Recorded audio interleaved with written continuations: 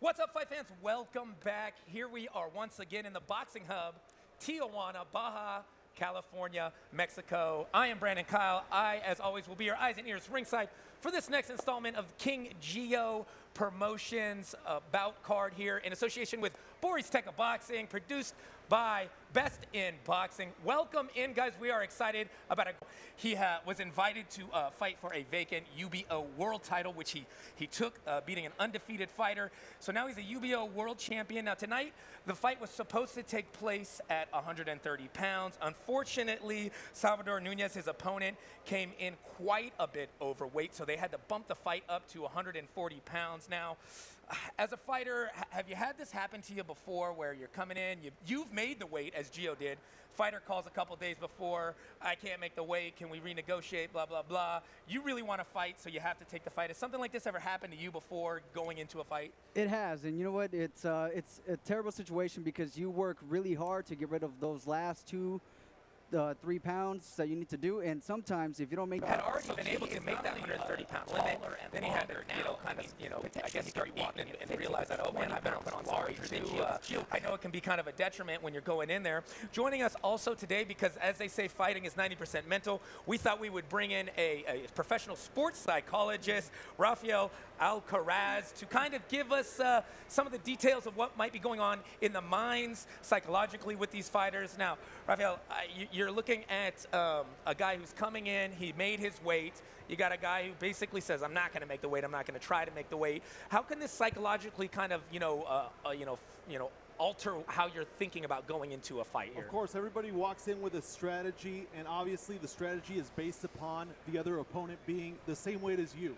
When things change, you put a little wrench in there, things are going to change up. You need to adjust to the strategy. Like you were saying, the other opponent might come in a little bit heavier, might not be in the game, or might be even more in the game. So all these little factors are really interesting. I'm really excited to see how this plays out, but definitely it's going to be some skill will be necessary on each of these guys' corners to make up for that mental aspect of not making the weight. Definitely a difference. Now, I hate to put you on the spot here myself. Yeah, situation just you have you ever been in that situation?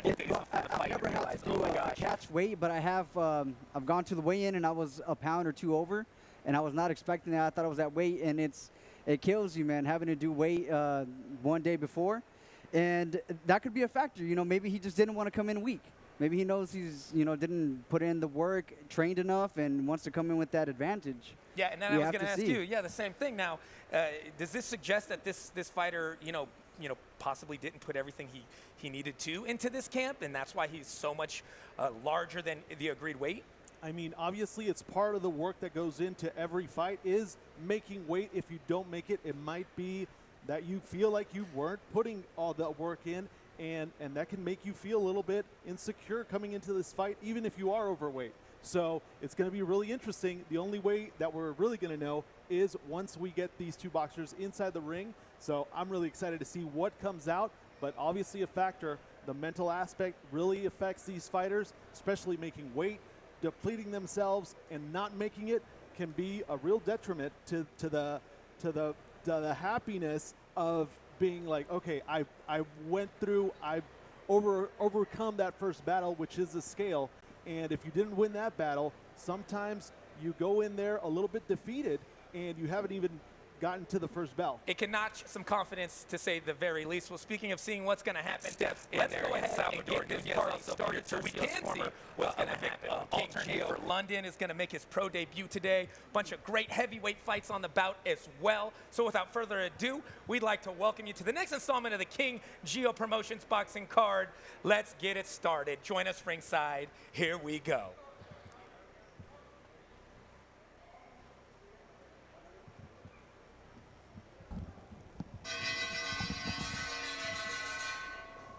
And ladies and gentlemen, good afternoon and welcome to another show of prize fighting boxing being brought to you by KingGio Promotions in association with Boris Teka Boxing Promotions.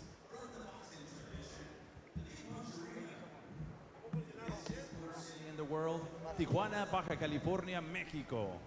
This bout is sanctioned by the Tijuana Boxing, Pro Wrestling and MMA Commission, President Alejandro Garcia, Vice President Carlos Flores, Commissioner in Charge Sergio Lechuga, Physician in ringside Dr. Benjamin Sandoval, Events Coordinator Jose Flores and Raul Montes, your timekeeper Cesar Hernandez, your 3 judges scoring this bout in ringside, sus 3 jueces, Carlos de la Reyna to the ring. From Mexicali, Yeah, they mixed the bout order a little bit up here to make some changes for some last-minute additions. So here we go. Ricardo Hernandez coming out, right? Let's just take a moment here and figure out what's going on. Interesting.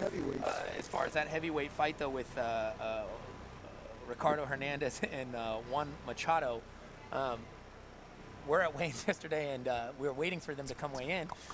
And KingGio said, oh, yeah, they're coming right now from Mexicali. They're driving together in the same car. Now, as a sports psychologist, that's Actually, in these kinds of fights where you get 2 friends or 2 colleagues that go inside, but I think once they step inside, the chip changes and they well, you know what I noticed in training all these years? I noticed that separate the 2. So no one spars like. And even though that's your friend, hey man, at the end of the day, inside the ring, it's business. Yes. And you go in there and you box like you never boxed before because that's your buddy. And even though you Well, have love for him, there's there's something that to be said about competition. bragging rights Of too. course, at the same point. Exactly, of course. exactly. You can't let your boy win because he's gonna hold that over you. Yes. He's gonna hold it over you. And they get to poke it at you like, oh, that Exactly. time I knocked you Yeah. out, or that time I took you in sparring, right? Yeah. So interested to see what happens here when these guys step in and get it on after a 2-hour drive. And we're starting with the heavyweights. The heavyweight division has gotten some spark recently with Joshua Wilder, Tyson Fury.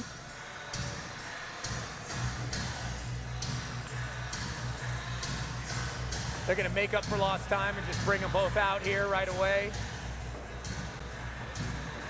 He got sick of waiting, it looks like. Juan Carlos Machado got sick of waiting. Yeah, they did a 2-for-1 combo and just walked out. The same way they drove over here, they walked out. They walked out together. I feel it perfect. They said, let's just keep it consistent. Yeah. We drove together, we walked why out together. not? Why not? Maybe that's what they were talking about on the way here. So we have great potential for a double knockout here. You know? Imagine. Let's just get knocked out Imagine. together. Let's give it to Pablo for the official ring announcement.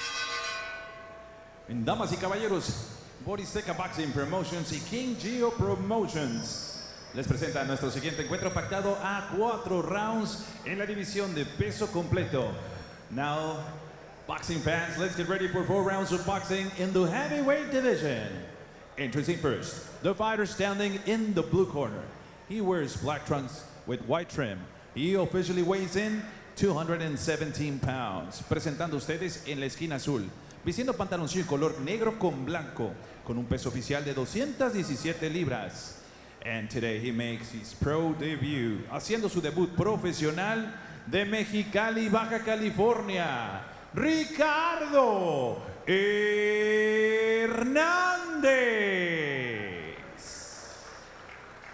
And his opponent across the ring, standing in the red corner. He wears blue and silver. He officially weighs in 214 pounds. Presentando ustedes en la esquina roja, pantaloncillo color azul con plata, con un peso de 214 libras. Originally he is from Culiacán, Sinaloa, and now representing Mexicali, Baja California, Juan Carlos Vikingo Machado. And now with the final instructions, dando las indicaciones finales, su referee, Fernando Rentería. 4 rounds, 4 asaltos. These guys are friends. It's a tough car ride for 2 hours if you're not, but you never know. Maybe it's just convenience to ride. You think that's a tough car ride? Imagine the car ride back. Oh, that's what I'm saying. Well, we'll figure out how it's going to be here. Opening fight, heavyweight. I doubt these guys are going to be hugging it out. Looks like they're ready to start slugging it out. And we are ready to start off this very opening bout here. KingGio Promotions. Les queremos I'm solicitar Brandon a todo el Kyle. público presente, Alongside por favor, Dylan abstenerse de Miranda usar and el flash Rafael o las Alcaraz. luces, porque And esto here we go, opening bell of this altera el card. desempeño de los They peleadores. touch gloves Gracias. and they get started. Seriousness in both men's eyes. Hernandez starting off with a jab. Hernandez is southpaw. Looks like he switched Hernandez stances is switching here. stances yeah, already. here. Good head movement, though, from Machado. Seems to primarily stay as a southpaw, though. Looks like he just switched stepping forward and went right back to it. Guy's bouncing quite a bit. Nice little footwork for heavyweights here. They look like pretty light heavyweights, though. Probably could make a lighter weight, but just kind of came in and said, let's go. Yeah, for the people at home, when you're fighting a southpaw, you're going to see a lot of foot positioning. That strong jab by Machado. Man, Machado stuck the jab there, slipping the power left there of Hernandez. That lead right foot on the outside of Machado's. Oh, looked like he clowning a little bit. Is Hernandez. Hernandez trying to reinitiate that jab. Got those hands up a little tighter than he did at the beginning of this opening round. Machado has a strong jab, and he's keeping that jab at Hernandez's face. Hernandez is real tense in his defense here, really flexing a lot. I wonder if that's going to tire him out, especially his arms as he's really squeezing for feints that Machado's throwing out there. Well, Hernandez is switching stances, which doesn't give him a lot of stability, and for him to sit down on the punches and really do some damage here. The one being consistent right now is Machado with that strong lead jab. Yeah, Rafael, looks like two different demeanors here. As you have Machado, who seems really relaxed, and then Hernandez is really tense here. You know, that can start to weigh on your energy later on in the fight, right? Oh, completely. I mean, Machado's been Look at the cold calmness of Machado. He's going in there like a butcher. Like this is a science to him Already. Yeah, relaxed, fully calm, strong jab. There you go. Hernandez breathing heavy. 10 seconds left. This opening round here. It was the first round. A lot of times fighters like to check each other, see how you Pretty react. cruise control round there, Dylan. Machado looks for Machado in there, control in this fight. It was. And Hernandez is the one that's having a difficulty in that first round.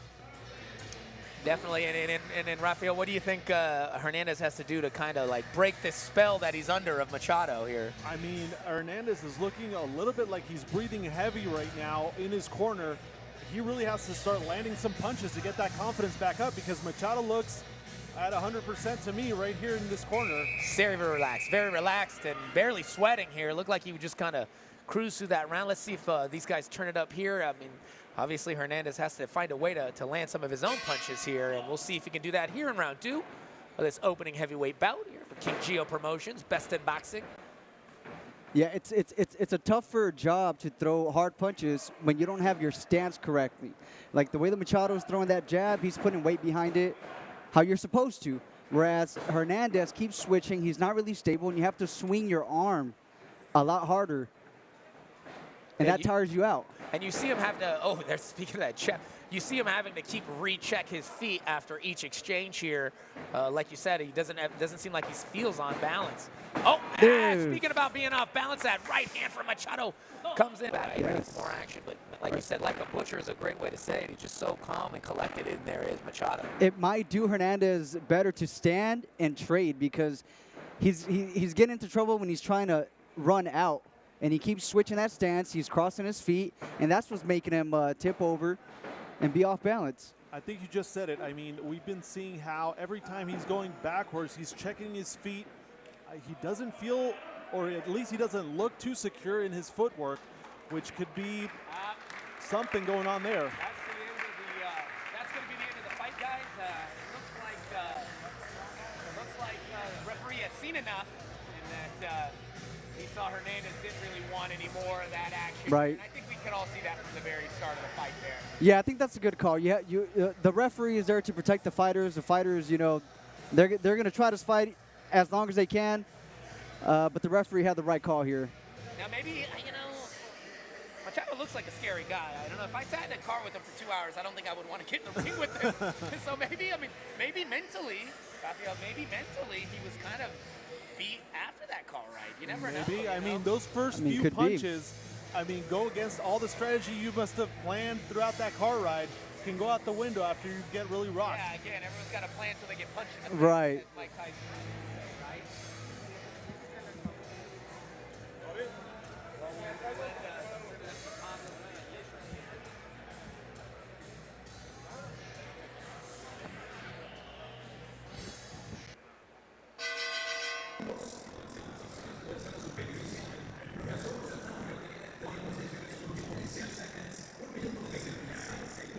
By the way of TKO victory. Vencedor por la vía del knockout técnico. Culiacán, Sinaloa y Mexicali. Juan Carlos, el vikingo Machado.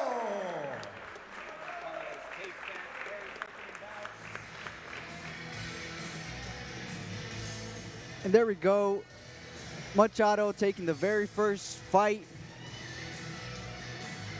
winning by stoppage, TKO. And a hug for good sportsmanship from Hernandez. Yeah.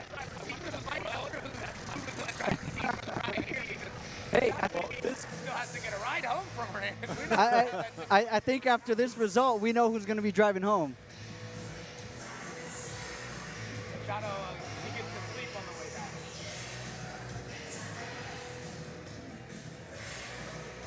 From Tijuana. Coming up, we have a welterweight fight. Esparza versus both fighters come. Jonathan Ibarra.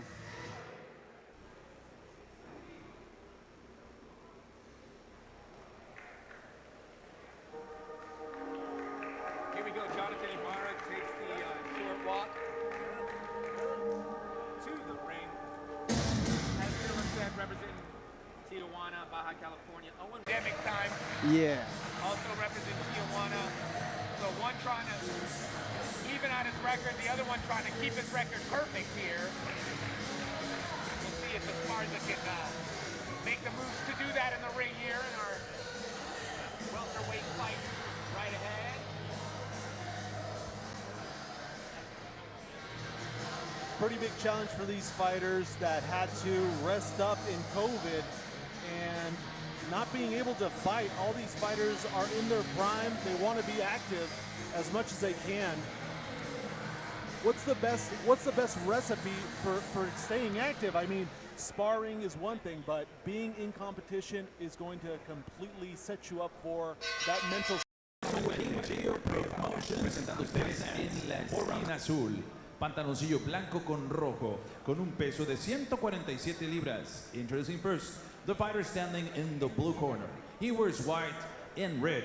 He officially weighs in 147 pounds. Presenta un récord de 0 victorias por una derrota. Professionally, he stands with a record of 0 victories against 1 loss. He represents, representando Tijuana, Baja California, Jonathan Ibarra. And his opponent across the ring, standing in the red corner. He wears silver trunks with red trim. He also weighs in the same 147 pounds. Y su rival en la esquina roja, vistiendo pantaloncillo color plata con rojo, con un peso idéntico de 147 libras. He stands in his professional campaign with a record of 1 victory against no defeats. Cuenta con un récord profesional, una victoria por 0 derrotas. También representando a Tijuana, Baja California, Jesús David Esparza. And now with the final instructions, dando las indicaciones finales, su referee, el profesor Fernando Rentería. 4 rounds, 4 asaltos. He said that he's coming Tener down. mucho cuidado con los cabezazos, golpes de espalda, nunca debajo del cinturón están prohibidos. Choquen sus guantes, ganen mejor, suerte. What's his name?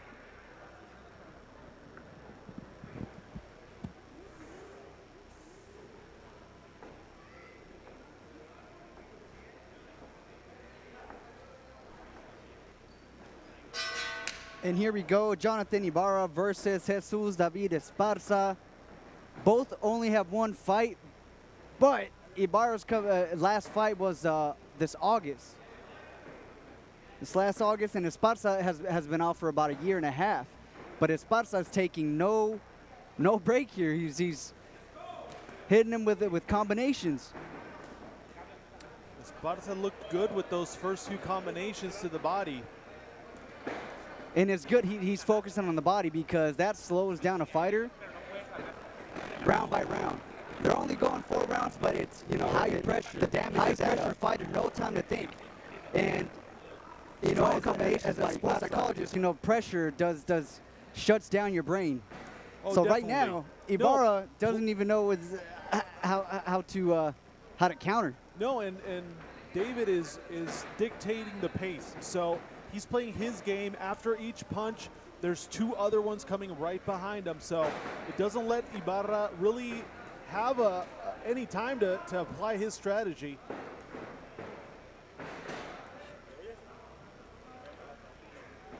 That's right. No, plus Esparza looks really strong. Those punches have some weight to them. So every time he's connecting, Ibarra's getting pushed back a couple of steps. Oh, they have some pop for sure. Ibarra, however, is still in this fight, you know, still throwing back, and he hasn't taken a definitive punch, you know, to really stands out. Putting back some combinations. Strong jabs by Ibarra.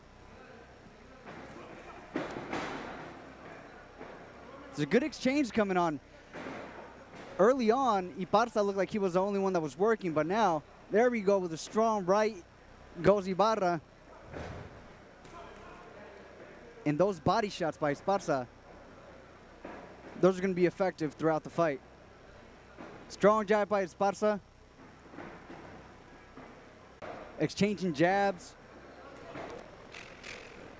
Good one by Esparza. See what kind of conditioning Ibarra brings to the table. Esparza looks like he can throw punches all day. He hasn't stopped since he got in there. We're going to have to see what adjustments Ibarra's corner is going to make to answer back. Interesting here on Ibarra's corner. Not body shots with every combination. He'll throw a 1-2, and the third one's always to the body. And that's good. You got to set up those body shots, you know. Hit up top.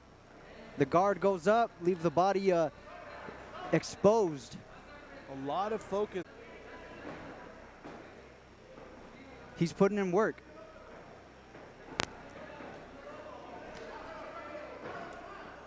And Esparza taking punishment, but answering back.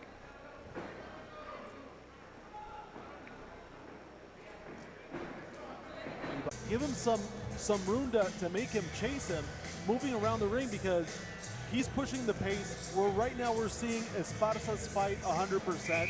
So Ibarra needs to either put a stop to this or at least run him around and move around so that those combinations don't connect all three punches. I agree with you. I agree with you. Esparza's been dominating since the start, and Ibarra's been taking the punishment. He's been taking the punishment well. He hasn't been hurt, any strong, definitive punches, but he needs to do more. He needs to do more. He needs to up his punch count, or like you said, move around the ring, because he can't stand there and exchange with Esparza all night. Esparza, these past 2 rounds, he's been pushing forward, pushing the pace. Ibarra needs to do the same and answer back, or else he's going to get pushed into a corner pretty soon. Now, what we're going to see right now is Esparza has been dominating these last 2 rounds. He's been working.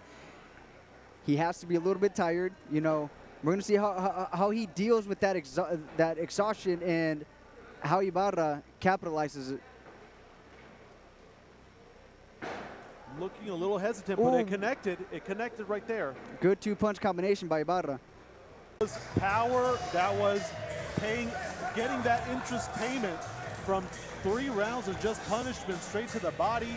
The ribs of Ibarra look very red, very swelled. Yeah. So, I mean, like you said, those body shots add up. And eventually one of those is going to drop your opponent. And like we saw right now, it can end the fight. And the way Esparza was doing it was really smart. He was setting it up because he wasn't just throwing to the body. He was throwing up top first and then going to the body. Ibarra raised his guard, left the body open, and Esparza capitalized on his investment. I mean, that's a lot of promise from Esparza. I really liked his style of fighting. His pace was very exciting to see. I can't wait to see more of Esparza and what he can do in the future. Very calm, very collective, kind of like we saw Machado the last fight. Really calm, very calm. Just in control of what's going on in the ring. As we take it to the official decision on the ring with Pablo Flores.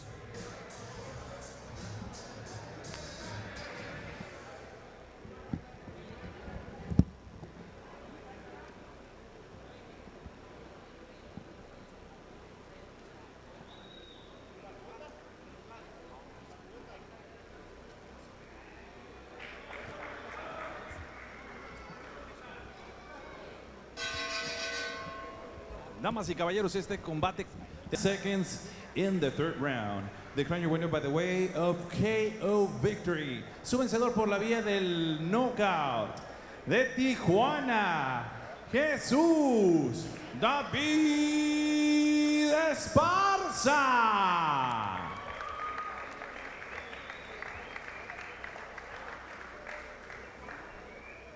Y también reconocimiento para su rival de Tijuana, Jonathan Ibarra.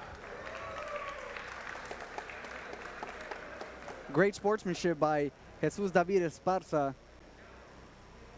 as he takes the victory tonight here in Tijuana, Baja California. Indeed, indeed. That's right there, Dylan.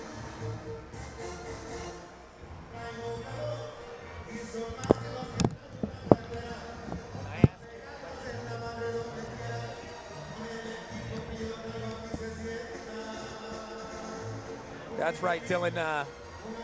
Impressive performance there for the two young up-and-coming fighters as we move on in the card there. That was a great second fight as we move on to our third fight. And we have ring announcer Pablo Flores ready to make that official introduction here.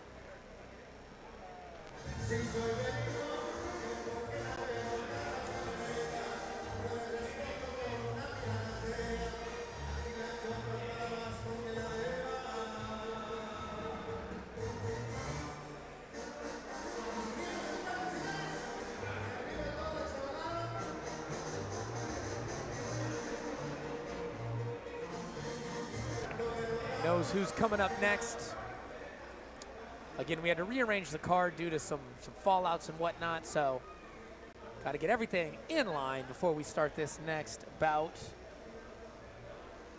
Let's just let Pablo tell us who's fighting next. Pablo, you're the guy in charge. De Tijuana, Baja California, Luis Eduardo Sanchez. Here we go. Last minute add to this card here. Fortunately, you know, when your fight falls out and you want to get a fight going on, there's plenty of people in Tijuana, Dylan, that are willing to step up and answer the challenge. Well, in Tijuana, boxing, no way. Yeah. Tijuana is rich with athletes, most of them boxers. Anytime you need a fighter, they're available here. Yeah, you throw a rock, you hit a boxer usually yeah. out here. They're ready to go. So that's always a plus when you got. It's always a plus when you got a stable of boxers that are training and ready to go. So excited to see what these up-and-comers can do here. Y también de Tijuana, Francisco Manuel López.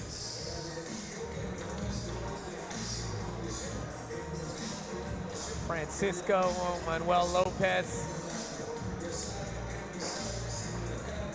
Another Tijuana fighter here. I'm sure these guys have grown up in the scene. You know, when you're in the scene, in the local scene, you see a lot of each other. So now here making these pros.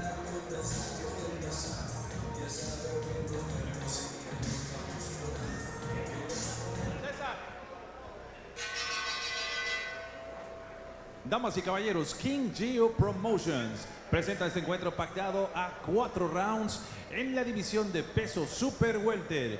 Let's get ready for 4 rounds of boxing, the super welterweight division.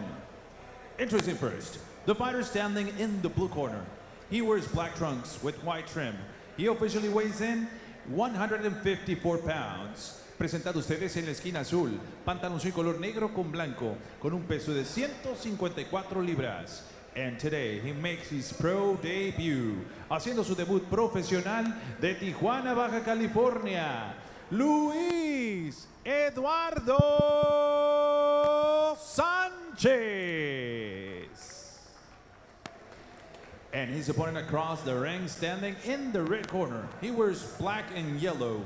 He also weighs in the same 154 pounds. Y su rival en la esquina roja, pantaloncillo color negro con amarillo.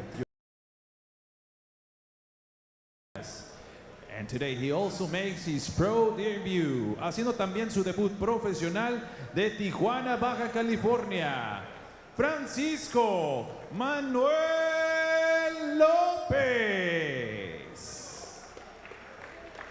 And now with the final instructions, dando las indicaciones finales, su referee, Miguel Hernandez. 4 rounds, 4 asaltos. All right, here we go. 4 rounds. These guys making their pro debuts. Getting those final instructions as amateurs. When that bell rings, they'll be stepping into the professional ranks. Those first couple of punches, you know, coming into professional after being an amateur, they're a little different. They're a little different as you feel the professional gloves, especially some of them that have horsehair. You know, a lot more damage than the big pillow amateur gloves. Both guys coming out. Lots of movement here. You got hands down for Lopez, yeah. Yeah, real loose. There he goes, tightening up that guard now. Lots of head movement there from Lopez, trying to sneak one in here. Real smooth though, real calm and relaxed is Sanchez. He had that kind of another day at the office look on his face from walkout till first bell here. Yeah. Still kind of just reading it out here. I'm sure these guys are familiar with each other, both in the same weight. Came up through that Reyna collective, that is Sanchez. Keeping that jab as on Sanchez's face is moving around. He's doing a real good job. Doing a lot of movement, a lot of bouncing around here. Absorbed a couple nice body shots from Sanchez, but fires back, does Lopez. Lopez still look like he's trying to find his range here in this opening round here, but Sanchez looking real comfortable in there for pro debut. Real comfortable, real calm. He looks like he's calculating everything. Good overhand right. Good body work by Sanchez.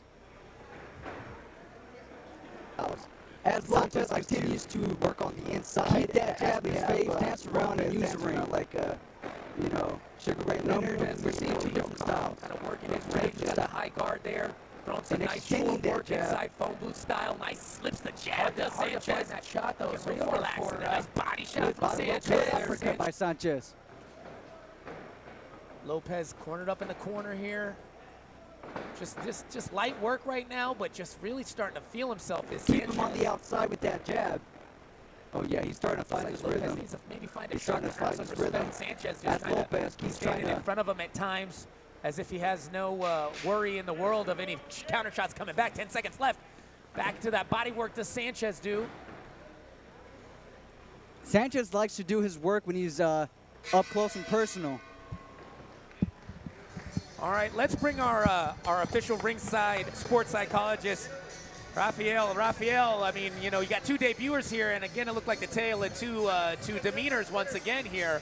You got Sanchez over here in the red gloves that seemed like he was cool, calm, collected, making his shots count. And then you have Lopez in the black gloves over here that seemed like he was having trouble kind of finding his rhythm there. Yeah, definitely. I really like how Sanchez was staying out of range for most of the fight and then getting in there and doing let go. So I'm really looking at Sanchez, and I'm really impressed for a pro debut. Right? He's doing everything really right. Composed, yeah. Right? Really composed. Well, we'll see if Lopez can find that shot to kind of earn some respect as we go into the second round. Thank you, Rafael. Thanks for that analysis there. And we are back, Dylan, into round 2 now. Let's see if Sanchez turns it up, keeps it the same speed, goes into cruise control, and let's see if his opponent Lopez can kind of find a shot to earn some respect here, Dylan. He needs to, and he needs to keep him on the outside because, like I mentioned before, Lopez likes to do his work up close and personal. up there in the phone booth, you know. And it looks like It's I think changing. Sanchez answered my question early. Is he going to turn it up? I can already see the heat on those body punches is up a couple degrees from that last. He was just kind of touching with that body punch last round. Now he looks like he's really trying to dig. Yeah, they're both. This is both of their debuts. You know, the first round's always going to be slow, especially when it's your debut. But Sanchez coming in here doing body work. As Lopez answers back with a combination of his own. Oh, another nice body shot from Sanchez. Look at Sanchez Lopez rolling. moving out of the corner as he should. Moving out of the corner, but he still hasn't earned the respect that I think he's going to need to keep Sanchez off of him. Sanchez is on, constantly marching forward, trying to cut him off and put him in the corner here. Yes, Lopez Another needs to body answer shot. back. Another body shot. You can hear him thud throughout the whole arena here when he lands those hooks to the body. And it looks like he's found something that he's going to keep going to. I'd like to see Lopez step around more. Give me a strong 1-2, you know. That the jab when it lands, it doesn't have a lot of pop to it. But if he throws that right hand, as he's trying to do right now, he's trying to answer back, you know, he'll earn a little bit of respect. You know, or at least overwhelm him with some combinations. You know, he's only throwing 1 or 2 at a time right now, and Right. he's having trouble. It's almost like he's, you know, backing up, just throwing enough shots to keep him at distance, but not enough to keep him from moving forward as he comes with more body shots to Sanchez in the red gloves and black shorts. You know, Now, I mean, you know. This is both of their debuts, right?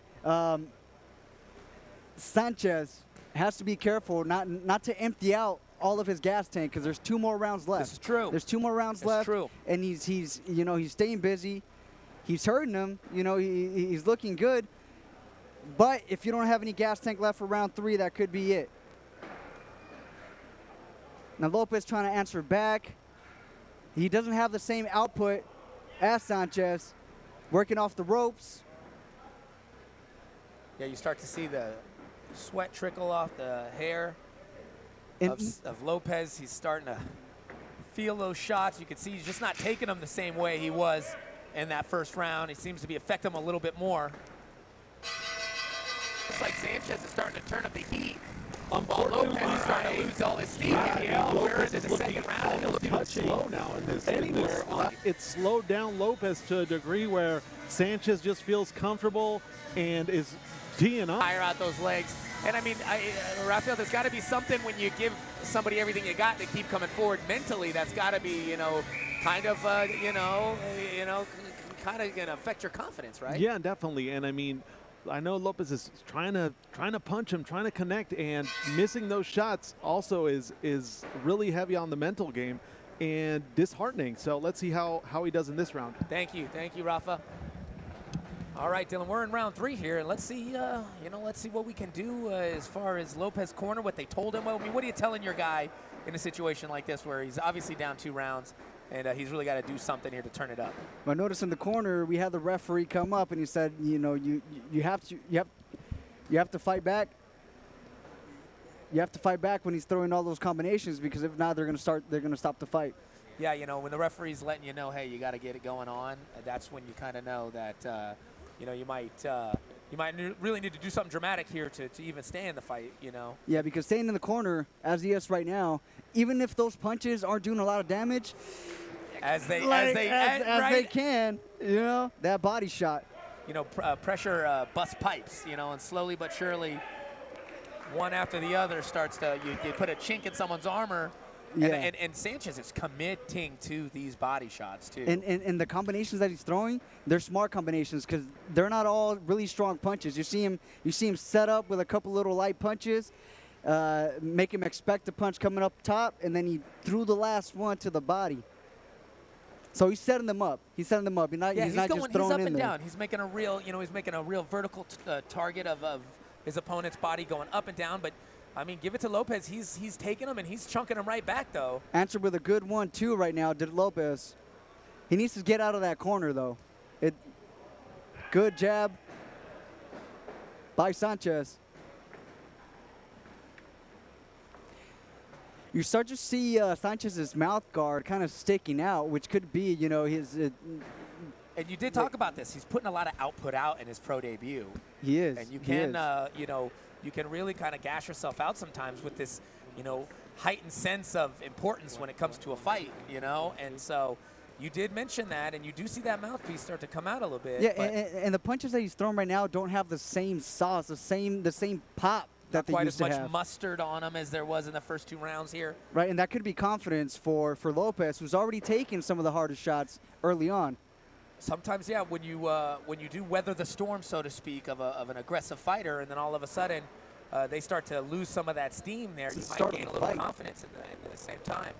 He still goes back in there, starts to hit that body. Mouthpiece come out. This is from Sanchez, as we spoke. You have a tired puncher. I mean, that was a good left hook. You know, he's by Lopez. The steam starting to accumulate again. Oh, another nice body shot up to the head. Double hook there does Sanchez. And then a nice head movement getting out of the frustration. Counter hooks there on the face there. See the frustration on the face there of Lopez. Body shot there. Like we were talking, I'll bring Rafael back in. You know, sometimes when you weather the storm, you know, or a bullfighter, of course he's going to fear the bull early in the fight. But as the bull starts to tire, sometimes that gives the bullfighter some confidence, correct? Definitely. I mean, I saw Lopez just have a second win for a second after that first game. Yeah, you know, it does. Sometimes, you know, he was like, okay, charges a little slower. You start to think, oh, maybe I can get a stab. We still have 1 round. We will see. We will see. Thank really you, excited to this round. Yeah, last round here, round 4. These guys pro debut. 4-round fight here as they go into it. I am Brandon Kyle alongside Dylan Miranda, Rafael Alcaraz here, calling this fight. Now these boys are really starting to put it on each other. Sweat's flying as punches land. Oh, big hook lands. Oh, man. Good combinations by Sanchez. Sanchez, you know, we thought he might be losing some steam, but he's definitely not losing any effort here because he's putting it all out there right now. Sanchez. Lopez answering back, doing a little bit of a head movement there. Just looking tired, though, to say it, to put it simply. Oh, another body shot puts him down. I mean, just the demeanor. He's got his head down. He may get up, but you could tell he's contemplating not getting up. Those body shots are something different. He did the long slow get up. I think the referee saw enough. He knew that enough was enough. You know. Even if he got up, he's just basically getting up for the slaughter at that point. Yeah, sometimes you get up, but your body's still not going to respond to you. Your body takes time. Especially with that body shot. Especially with the body shots. Well, that was a great performance. That was a great performance by Luis Eduardo Sanchez. He cleaned house. Speaking of cleaning house, let's go to some sponsors. Cess Clean and Cess Cleaning up there in Stockton area is hiring. Competitive pay. Make sure you guys call Cess Cleaning if you're looking for some work. 209-943-7478. Also, MP Dell's Sporting Goods. They're an online sporting goods store. MP Dell's up there. Guys, get all your sporting good needs from these guys. Duncan Electrical Services. If you need any electrical service up in that 209 area for your home or your business, make sure you call Duncan Electrical Services. Game Up CBDs, CBD company owned by the Diaz brothers, those Stockton boys. They sell CBD pre-rolls, lotions, creams, balms, everything you need. Paul Marquez Tattoos. He's got some, Gio, I noticed, got some new work. I commented on how nice and clean it was. He said, oh, that's all Paul Marquez. He did those great portraits for him. Home Roofing, call them for all your home business roofing needs. And Pizza Factory down there in 209. You guys got to get your grub on. Check out Pizza Factory out there, Stockton area. Let's go to Pablo for our official ring announcement for our winner here. And ladies and gentlemen, the count of 10 came at 49 seconds in the 4th and final round. El conteo de 10 llega a los 49 segundos en el cuarto y último asalto. Declaring your winner by the way of KO victory. Su vencedor por la vía del knockout, Luis Eduardo Sanchez. Sanchez with the KO victory, guys. Here at Best in Boxing, we're giving you a little free taste of some. También reconocimiento para su rival, Francisco Manuel López. Pablo giving it up for the opponent there. Great bout there, great effort. But again, we're giving you some free fights right now. But guys, make sure you guys go and purchase right now on bestofboxing.com. Go and purchase the pay-per-view portion of our card. Gonna give you two more little freebie fights here for you. And coming up here, we got our pay-per-view starting in 2 fights. So if you want to continue to watch some of this blazing boxing action here, make sure you go and grab that pay-per-view, including KingGio, our main event, taking on Salvador Nunez here in an 8-round main event. Make sure you go and grab that pay-per-view ASAP. $9.99. Can't beat it for this kind of boxing action. Gio Gonzalez, like you said, last time that we were calling fights together, it was his retirement. And he came back, starting his own promotional company, and you know, fought for a belt. An exciting fighter, for sure.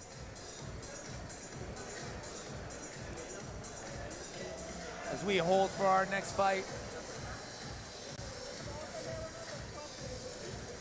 Our next fight, we have a fighter coming from Tecate and Tijuana. We've already talked about the Tijuana, rivalry that we Baja have California, between these two cities. Arturo de la Rosa.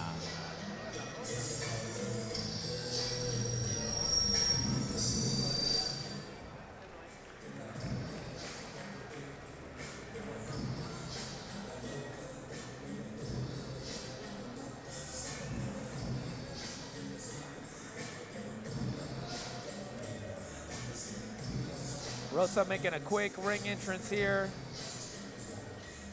Getting instructions from our referee. Y de Tecate, Baja California, Arturo Perfecto. Arturo Perfecto Valdez. Name is fitting as he has a perfect 3-0 record with 2 KOs. Last fight, a unanimous decision win over Lucio Beltran. This is the 4th fight of 2021 for this guy here. So been very active and looking to keep that perfect record.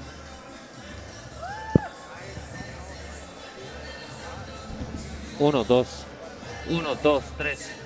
1, 2, 3, 4, 5.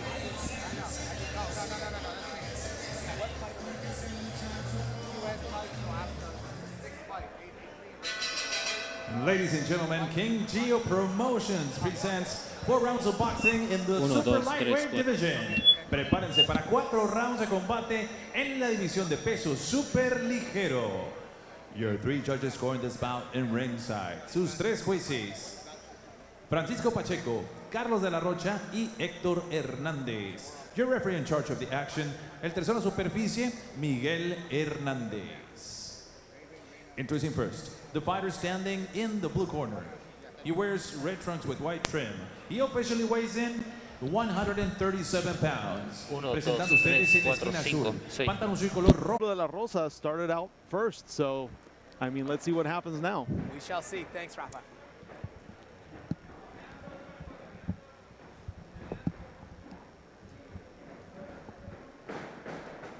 Starting strong is De La Rosa. Perfecto, staying calm, staying collective, as we've seen many fighters before.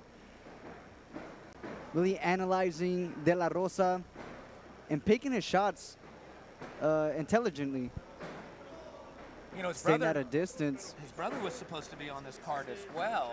And unfortunately, his opponent fell out. Also perfect record there, around the same age. Strong uppercut by Perfecto. Yeah, Perfecto's showing why he's got that perfect record there. Very clean and technical, as Rafa was talking about. Perfecto looks calm in there. He looks calm. He looks comfortable. And like you said, his brother was a fighter. His brother's a fighter. Is supposed to fight here tonight. So this must be like another day for him.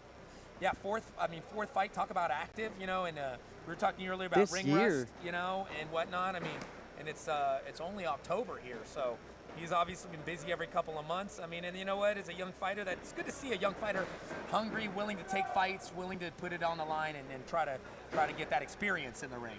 Right. Perfecto right now is he's focusing at the body shots because as Perfecto just put out straight right, has a very high guard, and he's keeping to the mid part body of De La Rosa. In the middle, too. Kind of like in the opening heavyweight bout that we saw, you see a fighter that's really tense, high guard, squeezing all the time. And another fighter that's kind of stalking forward. Round debut jitters. Almost like equally anticipating the shot from Perfecto. Steady, but it's also in the same spot. He's not moving head or hands. It's just kind of almost like kind of walking forward on a fence post there. I'd say that guard's a little too high because he's not covering his body. You know, it's all his head, his ears, but the body's completely exposed, and I'm sure Perfecto's going to capitalize on that as the rounds go on. See some swelling under the right eye of De La Rosa. Looks like that one of those hooks or right hands landed hard and is starting to swell under the eye already. He's rubbing it. You can see in the corner. It is bothering him already. But then you look over and Perfecto is calm and collected, right?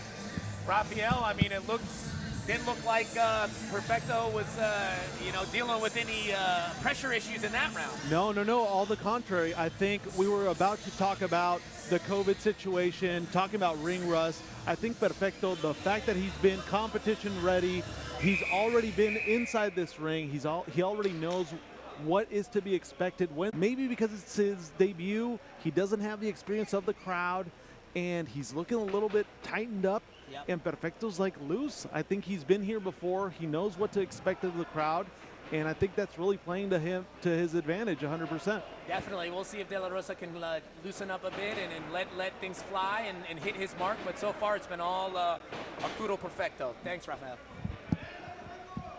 Well, Dylan, do you remember your pro debut? You know, I mean, it's got to be tough for you to step in against a 3-0 fighter that everyone's kind of, got steam behind. Maybe you could take a punch when you were the amateur, and you take a punch. It's a different feel. Different. You have the lights, you have the all that's going through his mind right now. Different types of gloves. He's trying to adjust to the professional fighting field. Absolutely, and Perfecto is starting to really put it on. Oh, but a nice counter shot, right hand there by De La Rosa, guys. Remind you that we're switching to our pay-per-view event here. Coming up next is Sacramento's Adrian Rayna takes on Tijuana's Remundo Hernandez for the opening bout of our pay-per-view portion of our card. Make sure you go to Global Sports Streaming and go ahead and order that pay-per-view. $9.99, that's all it's going to cost you to watch. We're really starting to warm up here now. High-level fights of high-level body going down here. Perfecto's really put it on nice left hand there. Another body shot by Perfecto. That thudded. Oh, man, it sounds like movie punches are landing over here. Like we got a professional Foley making punch noises in the background because they're slamming so hard. And the ref staying close by, keeping a close eye on De La Rosa. Definitely. As Perfecto continues to punish that body. Oh, but I tell you what, De La Rosa's throwing back hard, though. I mean, he ain't giving up on it. He's not going out easy. I honestly think the referee didn't stand right for De La Rosa almost falls The corner was already waving the towel. Oh, they knew. The corner was waving knew. the towel. Yes, sir. That's a tough debut for De La Rosa. Great heart from him, but man, Arturo Perfecto stays perfect as he moves to 4-0 with now 3 KOs. Wow. Great job staying composed by Perfecto, and this just goes to the experience that De La Rosa is going to accumulate. You know, this is his first debut. He took a couple of hard punches. We'll see him back in the ring. Yeah, I'm sure we'll see him. That's his 4th fight. I wonder if he's going to try to get a 5th fight in there here. And take nothing away from De La Rosa. I mean, he gave a valiant effort. You know, I credit him for the effort he gave. I mean, it can't be easy going against a guy like that on your pro debut. Thankfully, the ref was there. Perfecto came and did his job. I mean, when you got everything to lose, it can be a little stressful, but he came in, he's like a true professional, like did his job, and and was able to take care of business here tonight. Now, what I want to see is what's going to be Arturo de Rosas' reaction to this coming to the next fight. Yes. So if he learns from this, this can really be Official announcement of this fight. And again, guys, Global Sports streaming, go there, grab that pay-per-view. We're coming up next. Next fight here. And ladies and gentlemen, referee Miguel Hernandez stops about officially at 2 minutes and 19 seconds in the second round. Tenemos el tiempo oficial, 2 minutos 19 segundos en el segundo asalto. El referee de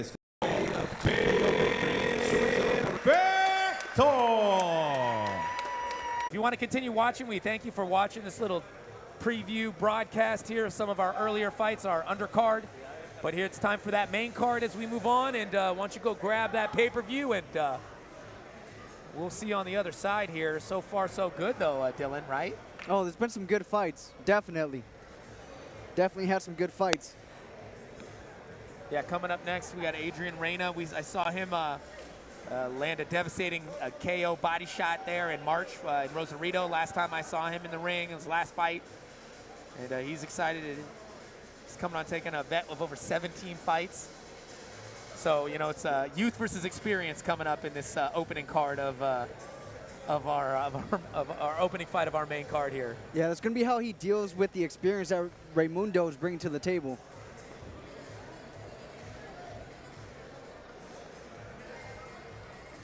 Yeah. Thanks again, guys, for watching. Hope you enjoyed that little preview of fights that we gave for you. But remember, guys, Global Sports streaming, and you will be able to stream the rest of the fights coming here. It's $9.99. That's it. $10. Starbucks for you and your girl is about as much as it costs to watch this world-class boxing here. So go and check us out. As we make the switch here, we are switching, switching some brackets here in the ring and getting the ring all tightened up here for our main card. Officials are getting set for the main card here. Camera guy's eating a southwestern burger here. I'm a little jealous. Hey, let me get a piece of. That is funny because everyone here on the Best Boxing guys so ready. There's been a lot of great combos here. I think I'm going to go to Carl's Jr. get a number 3. I don't see as many the biggest Burger King and Jack in the Box, but they do love their Carl's Jr. here in Tijuana. I hadn't thought about that. I hadn't thought about that, but you're right. Yeah, there's a lot of Carl's Jr.'s, and I don't see a lot of other Carl's Jr.'s like every other corner. Yeah, every other corner. They love it, man. And then I was driving through by the beach. I was by the playas in Tijuana, and I see the line was around the out of the parking lot into the street. Yeah. So yeah, they're just getting everything tightened up here. 1, 2, 3, 4, 5. It's working. 1, 2, Yeah. 3, 4. I went to school over there in Playas de Tijuana, and that Carl's Jr. is always packed. Oh, it's yeah, always man. packed. Yeah, any fast food next to a high school, man, you got all the kids in there. You got all the kids in there after school, spending all their parents' money. Yep. Location. Yeah, but if you're hungry in the 209 area, don't go to Carl's Jr. Go to Pizza Factory. That's the spot to go to. If you're ever in the 209, definitely check out Pizza Factory. Take it to your house. If your house needs some new roof, some new roofing. Got any issues? At least call Home Roofing out there in 209. They'll take care of that right there. Any tattoo needs you need, Paul Marquez Tattoos, that's the spot to go. But hey, before you get that tattoo, you should hit Game Up and do some of their CBD, hit one of their CBD joints or pre-rolls there, and loosen you up before you get that. Also, any electronical services you need in that area, Duncan Electronical Services. You need that for your business, give them a call. They can go big scale, small scale. They can do anything for you. If your business or your home needs any cleaning, cess cleaning, make sure you hit them up. They're hiring right now. Super competitive rates. Those pre-COVID rates. Everyone's looking for workers, so good opportunity to get in with a good company. And MP Dell Sporting Goods online. Check them out online. As you start to get back to the gym, you start to want to get back to the fight game. Maybe you need some new gloves. Maybe you need a bag. Maybe you get back on the court. You're at the 24 shooting hoops again. You need a new basketball. You need some new. You need this new headband and wristbands, some shorts, whatnot. MP Del Sporting Goods. That's the spot to go here, as we get everything switched over, guys. Sounds like everybody's getting taken care of real well over there in Stockton. Yeah, they do well. You know, especially Gio. They love him out there. You know, KingGio does a good work here, and you know he represents well the city. He's a makes his way to the stage here.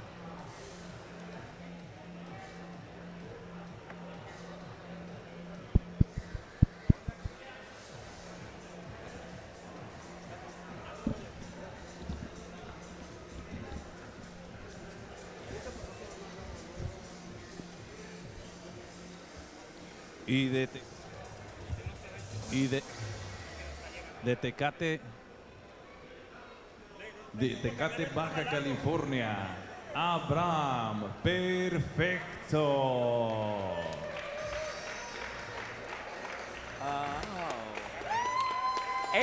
I thought the fight was scratched. Abraham Perfecto is actually coming in to fight.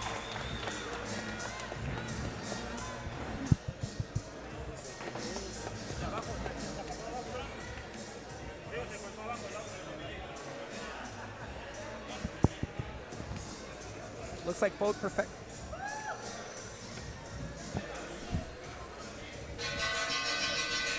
Damas y caballeros, in charge of the with white trends. He officially weighs in, Francisco watching from 26 pounds. Presentando ustedes en la esquina azul, vistiendo pantaloncillo color negro con blanco, con un peso de 126 libras. As a professional, he stands with a record of 3 victories against 2 defeats.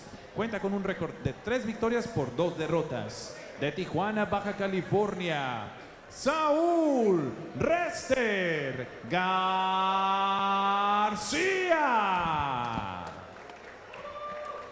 And his opponent across the ring, standing in the red corner, 26 pounds, black trunks. He also weighs in 100 con un peso idéntico de 126 libras. Standing with a record of 2 victories against no defeats. Cuenta con un récord profesional, 2 victorias por 0 derrotas. Representando al Gimnasio Dumas, Puritito Pueblo Mágico de Tecate, Abraham Perfecto.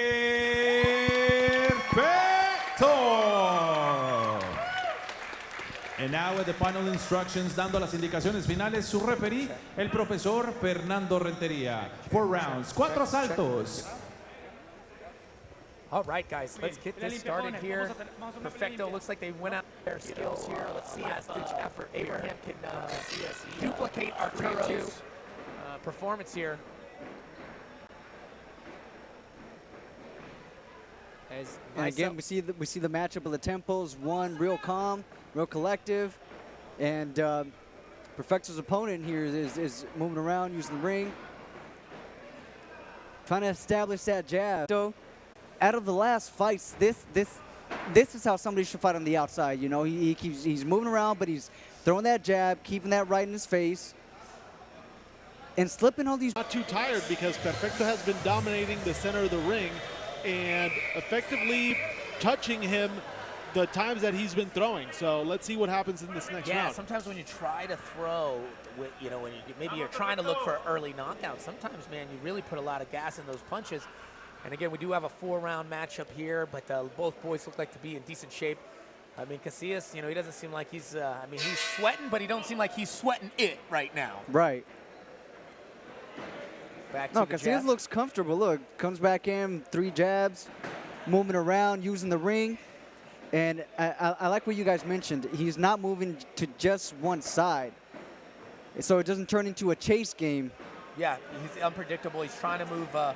He's moving into the power a lot, though, right now here. So we'll see if Perfecto, but there you go. He switches it up. He goes back to the jab hand of Perfecto, but Perfecto, lands some good overhand right. Nice right there, though, from the Rooster. Seems a lot more experience, this Rooster Casillas, because he's putting in the feints, something that I haven't seen the other fighters use, you know. And those feints, they can be very, very helpful. Well, and then physically, he's a taller, bigger man. there than Perfecto. So, you know, he's absorbing some good shots, but, you know, he's got the size to absorb them. Oh, he slips out of that after he eats a right hand there from Abraham.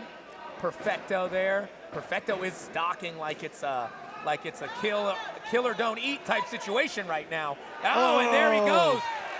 Finally threw the spear to take down his the game he was hunting there. Deep breath comes from Casillas. Puts the mouthpiece back in. Referee making sure he's fighting here. Perfecto is very smart, just overwhelming him with combinations, just like we saw. Speaking of those combinations here, I think Casillas was overthinking it, trying to choose his shots too much, and that just came out for on top for Perfecto. Used it to his advantage. Didn't see Casillas was trying to counter with a onslaught of combinations, so Perfecto just went over it and saturated the punches, which worked perfectly. I mean, it's an easy night for the judges today. We've all been stoppage. None of these fights have gone to the judges, so I think that's a testament to what we've been seeing is whoever's been pushing the pace is the one that's been winning these fights. Yeah, and a good job by Abraham Perfecto here. He looked real clean, real crisp. You know, he controlled the fight. And what can I say? That was a great knockdown. After you take it to the official decision up there with Pablo Flores.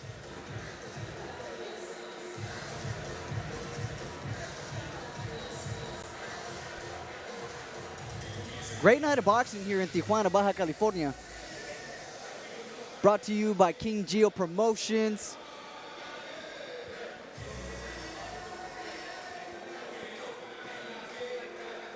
Always great fights here in TJ. Always well known for its boxing prowess. I mean, we've seen some great debuts, some great experienced fighters, and just a testament to the scene here in the boxing scene and just overall combat scene here in Tijuana, Mexico.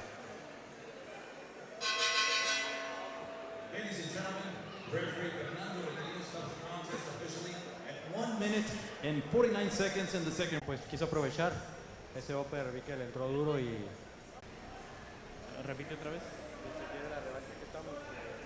Like, he respects him and he believes that he is a really good opponent and he wants a revenge. He's good for it and he has a good history, the other fighter. So he's speaking respectfully about the other fighter and he's open and willing to do the another. great sportsmanship, great performances from both the Perfecto brothers. Let's hear it, guys. Abraham Perfecto.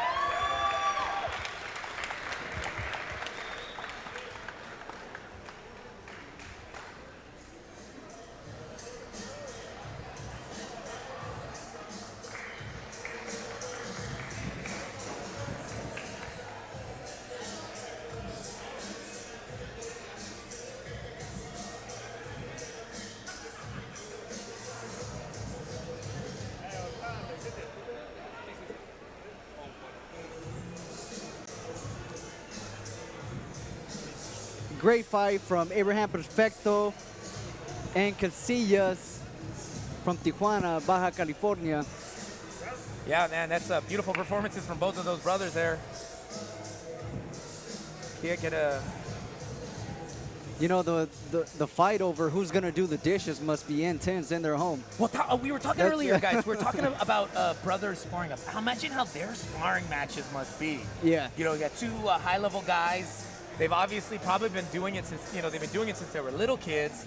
So, I mean, can you imagine? Whoever wins this one does the dishes. I feel like they gotta have you better have a tough mom to have two fighter sons, Yeah. Plus, being the youngest brother coming up in that makes you really tough. I think so. So once you get to that next level and you can really fight your big brothers. That chip of always being a little brother coming up and having to prove yourself. Especially against the fighter brother. Yeah. It's going to be hard. So, I mean, a lot of problems for both these brothers with a great record right now.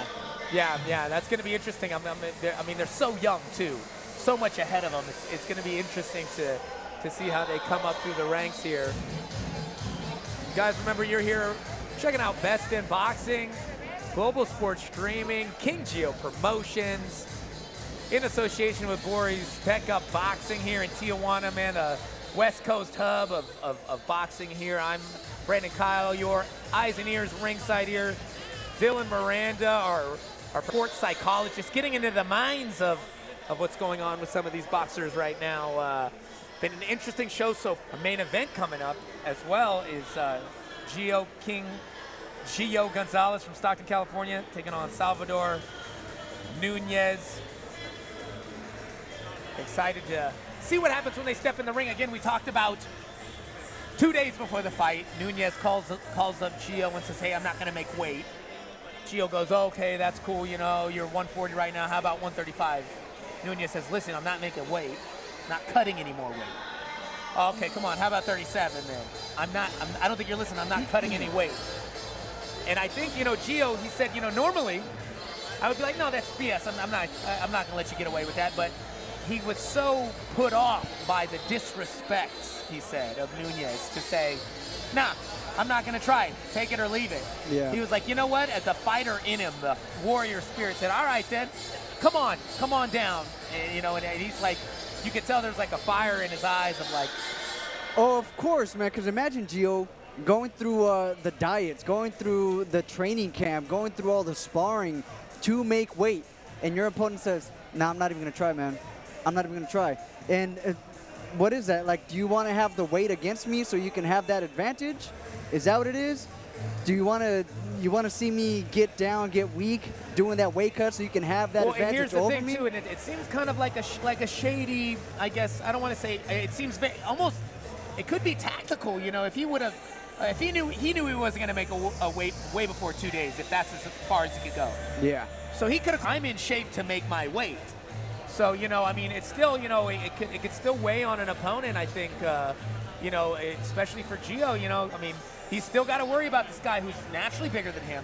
Now he's got to come in with an extra possible 15, 20 pounds the day of the fight here. Yeah. I mean, it could go both ways here, you know, and obviously, when you do make the weight and you win the fight, it tastes even better. Oh yeah. But when you lose it, you still have that out of, hey, it's because the other guy didn't make the weight. Well, you know, and I think, but it can also go the way of, man, like, this sucker beat me, but he, like, didn't even make weight. He was eating good the whole camp. Exactly. Like, it almost could, like, piss you off even more, you know? I think it's good, I mean, if you lose and you did make the weight, it just gives you that extra for that rematch. Yeah. It gets you in that door like, hey, I need a rematch, but this time you have to make weight. But you got to make weight. Or we agree that I don't cut down to 130 and then you don't. We say, okay, we're going to do it at 137 so I can be eating my whole camp. Plus, it's an opportunity for him to be, you know what, I'm the real fighter that makes weight, that comes in no matter what, and still is here to fight. Yep, and wins. Again, like you said, that's a cherry on the top of that sundae. It's gonna taste real different. Yeah, it tastes better when you know. Then there's no excuses that Nunez can say, well, if this or that.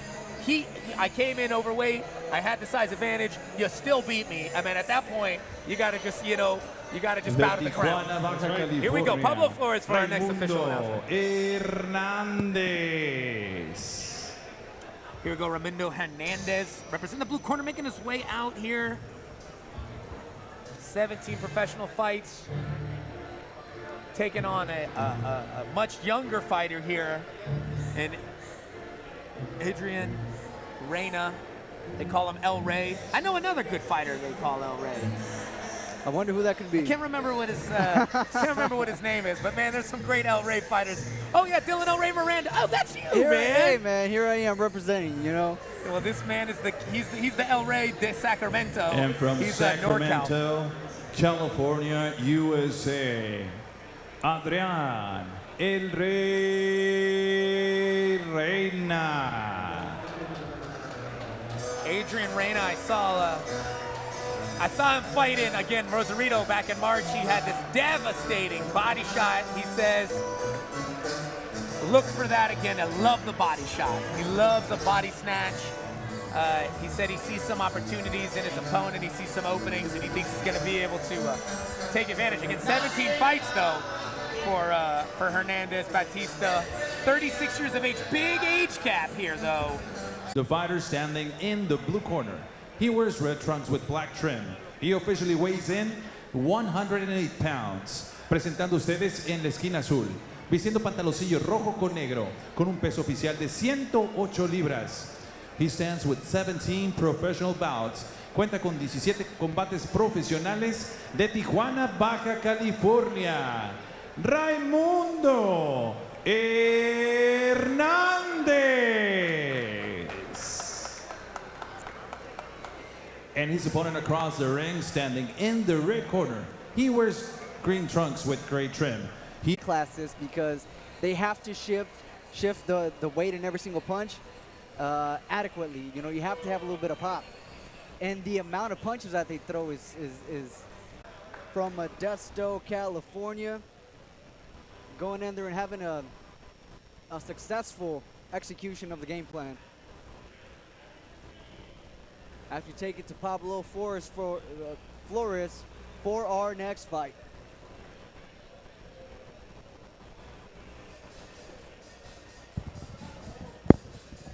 I think it's time for some big boy noise, fellas. I see the heavyweights here lining up. I don't know if they're next or if he just wants out here, but I've seen the Moose. So we're going to take a quick commercial break. And while we're on commercial break, let's talk about some of our wonderful sponsors. MPDell's Sporting Goods, their online sporting goods store to support all your sporting good needs, guys. Cess Cleaning. Cess Cleaning is hiring, guys. Competitive rates. Once you call them up, 209-943-7478, guys. Duncan Electrical Services. If you need anything electrical done to your home or business, give them a call. Duncan Electrical Services, game up. CBD company, owned by Stockton's very own Nick and Nate Diaz. They sell CBD pre-rolls, lotions, balms for injuries, anything you need, gummies of that nature. They'll take care of you there. Paul Marquez Tattoos. You'll see Gio Gonzalez with some new tattoos coming out, some really clean work he had done from Paul. He wanted to make sure that Paul Marquez got credit for that work there as well. Home Roofing. Call Home Roofing for any of your roofing needs, home repairs, anything like that. And of course, when it's all said and done, you need to get dinner. Pizza Factory, that's the spot to go. Check out Pizza Factory in the 209 as we get ready, as we set the stage here. And for our next fight here, some good fights so far. Young Reyna is looking like he might be a top prospect coming here in the future. He's looking real sharp, real humble. Just wants to get back in the gym and gets back to work here.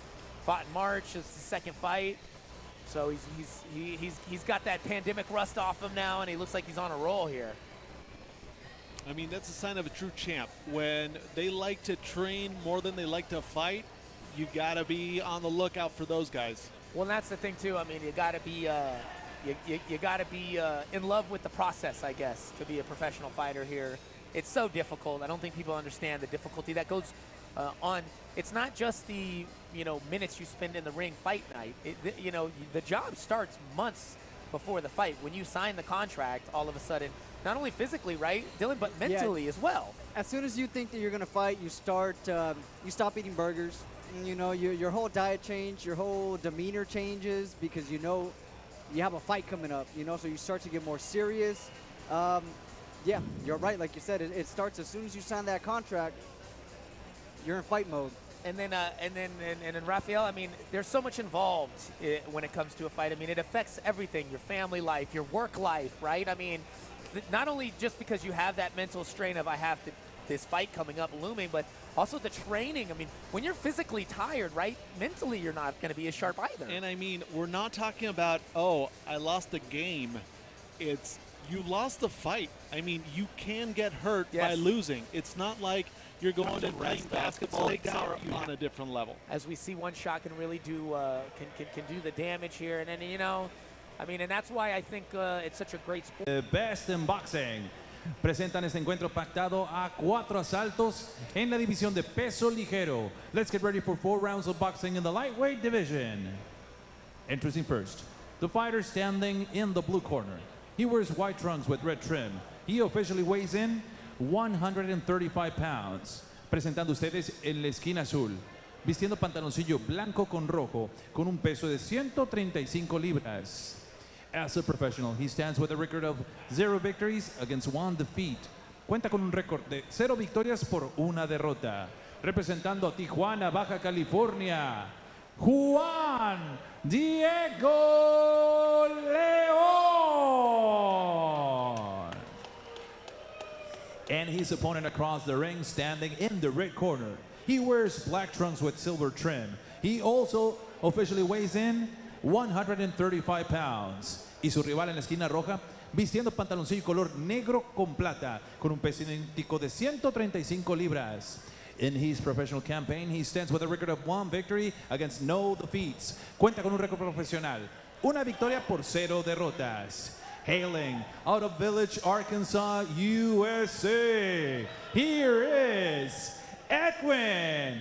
Bell instructions, dando las indicaciones finales, su referee, el profesor Fernando Reyna. 4 rounds, 4 asaltos.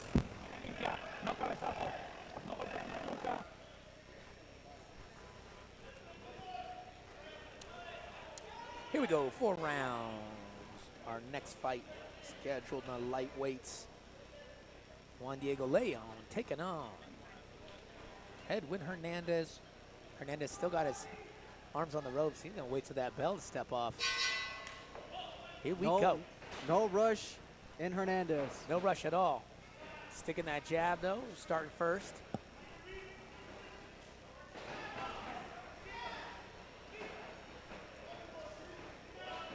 León looking for that overhand right. And right off the Eats a bat, good we see, body him, shot, we see him use the body shots. Good jab work, good jab work. León looking for a big overhand. Around the ring, but he's not staying the distance, and he's keeping that jab in his face. Now, what's the importance of that jab there? You know, Dylan, I mean, it looks like it's keeping León from being able to throw power shots. He's like almost double clutching, thinking about it, right? The jab could make or break a fight. With that jab, he's coming back, trying to put some pressure. With that jab, he's controlling the tempo. Right now, those jabs that he's throwing, those are just setup jabs. They have no pop behind them. Good combination by Hernandez.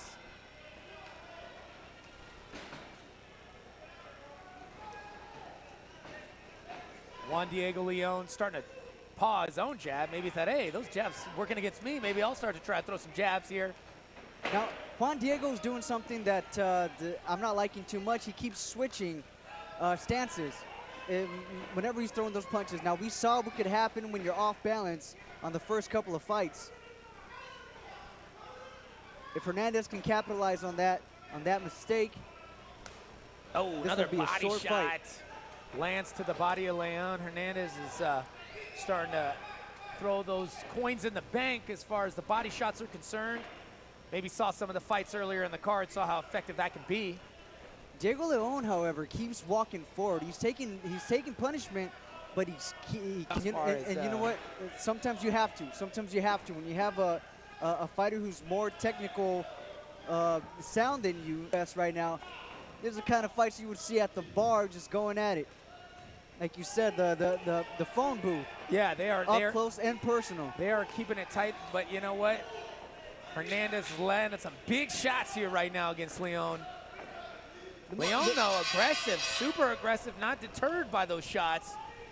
Good round there of action as far as the back and forth is concerned. Not the most technical round from León, but I mean, as you said, sometimes when you're getting out-techniqued a little bit, you got to just kind of bite the bullet and come forward and try to make the fight. I mean, all I saw from León was pure heart. I mean, he got hit with technical shots, and he went back at him with all of the, well, like you said, with the kitchen sink, throwing everything at him. Yeah, and that's what you have to do. That's what you have to do. And like you said, he's biting down on that mouth guard, and he's going in there and he's exchanging combos. Now, the more technically sound combinations are coming from Hernandez, but let me tell you guys, the punches that Jose's throwing, they still make damage, and they're still dangerous. If Hernandez doesn't keep his guard up, if he starts to get sloppy, it could be a short night for him.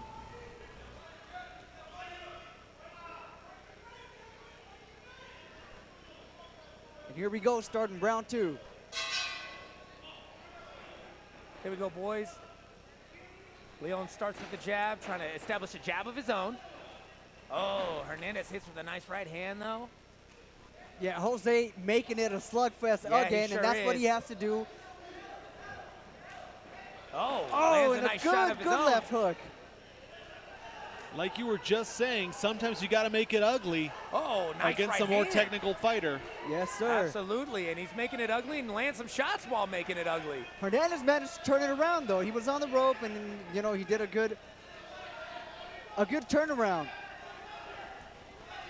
Now we're seeing the good back and forth exchange between both fighters. And I think Leon has the advantage. If it does get ugly and Hernandez forgets his technical abilities, Leon has the upper hand. Yeah, because you see, Hernandez right now, he seems to be trying to pick the punches. He's trying to be a smarter fighter, you know, pick his punches, be technical, but not with Jose. Not right now. He's making it a slugfest, and he's not going to let you breathe. And like we say, everybody has a game plan until you get punched in the face. And right now, Jose's putting in. Nice body shot, though, from Hernandez. And, you know, it's going to be hard to come forward and with all that steam if you keep taking shots to the body. But at the same time, weathering all this forward pressure can tire out Hernandez at the same time. And he's put him on the ropes, Leon, now. And he's putting shots on Leon, trying to land a big one. Really back and forth action here so far with these two. Oh, it's starting to get sloppy, though. Oh, it's Jose, but he big gets counter him shot. with a left hook. Big counter shot. Hear these pop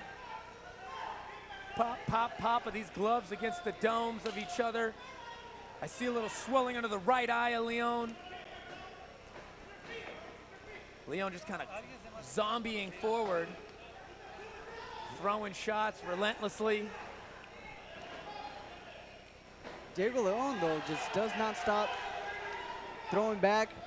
I mean, every As is time Hernandez gets his composure back, he gets away from the ropes, puts Leon in a bad position. But when he forgets that, Leon has the upper hand, like we're seeing right here, when Leon just goes off on him. And this is where having a good form is going to help you out in a fight. Because that lead foot will keep him on the outside for you to set up jabs, set up combinations.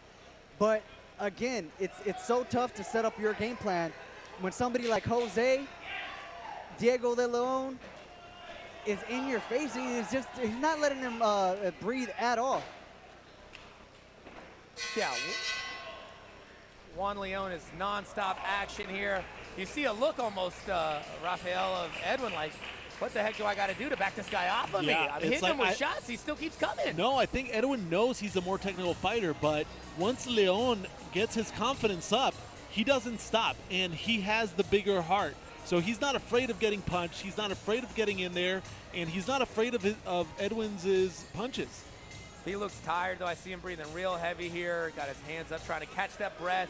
But, I mean, look at both corners. Both corners look like they're in the middle of a war, which they are. First round was I'm loving this fight. Yeah, this is more action. Second round, it's only getting this third round more and more amped. That first round, I would say Hernandez took, but the second one is tough. Looks good back and forth. I mean, the judge is scoring it here. So, yeah, this could be a very close fight going here into this third of 4 rounds. I mean, if Leon keeps Started to crack down. Maybe don't just smother him. Smother him. Put him in See pressure. the water start to pour out. Next thing you know, the whole thing is crumbled. Oh, there we go. Answers back, does Hernandez with a body shot of his own. But tell you what, Leon is relentless when it comes to his pressure. Yeah, and Hernandez might have to make a switch because right now he seems to try to pick him off on at a distance, you know. Be the more technical fighter, but Jose's not going to allow him. He may have to slug it out with him, gain some respect, hit him with a good hard shot. And that's going to make Jose think twice before trying to get in there and exchange with him. But so far, Juan de Leon, Diego Leon is coming forward, throwing punishment his way. Back and forth exchanges. These guys are, you know, pretty much touching gloves the whole time. They're so close. They're just right in front of each other. You see the determination on the face of Juan Diego Leon as he's pushing Hernandez up against the ropes. But 3-jab Hernandez combination by Hernandez. starting to try to create more distance, but man, he's just not giving him any room to breathe here, guys.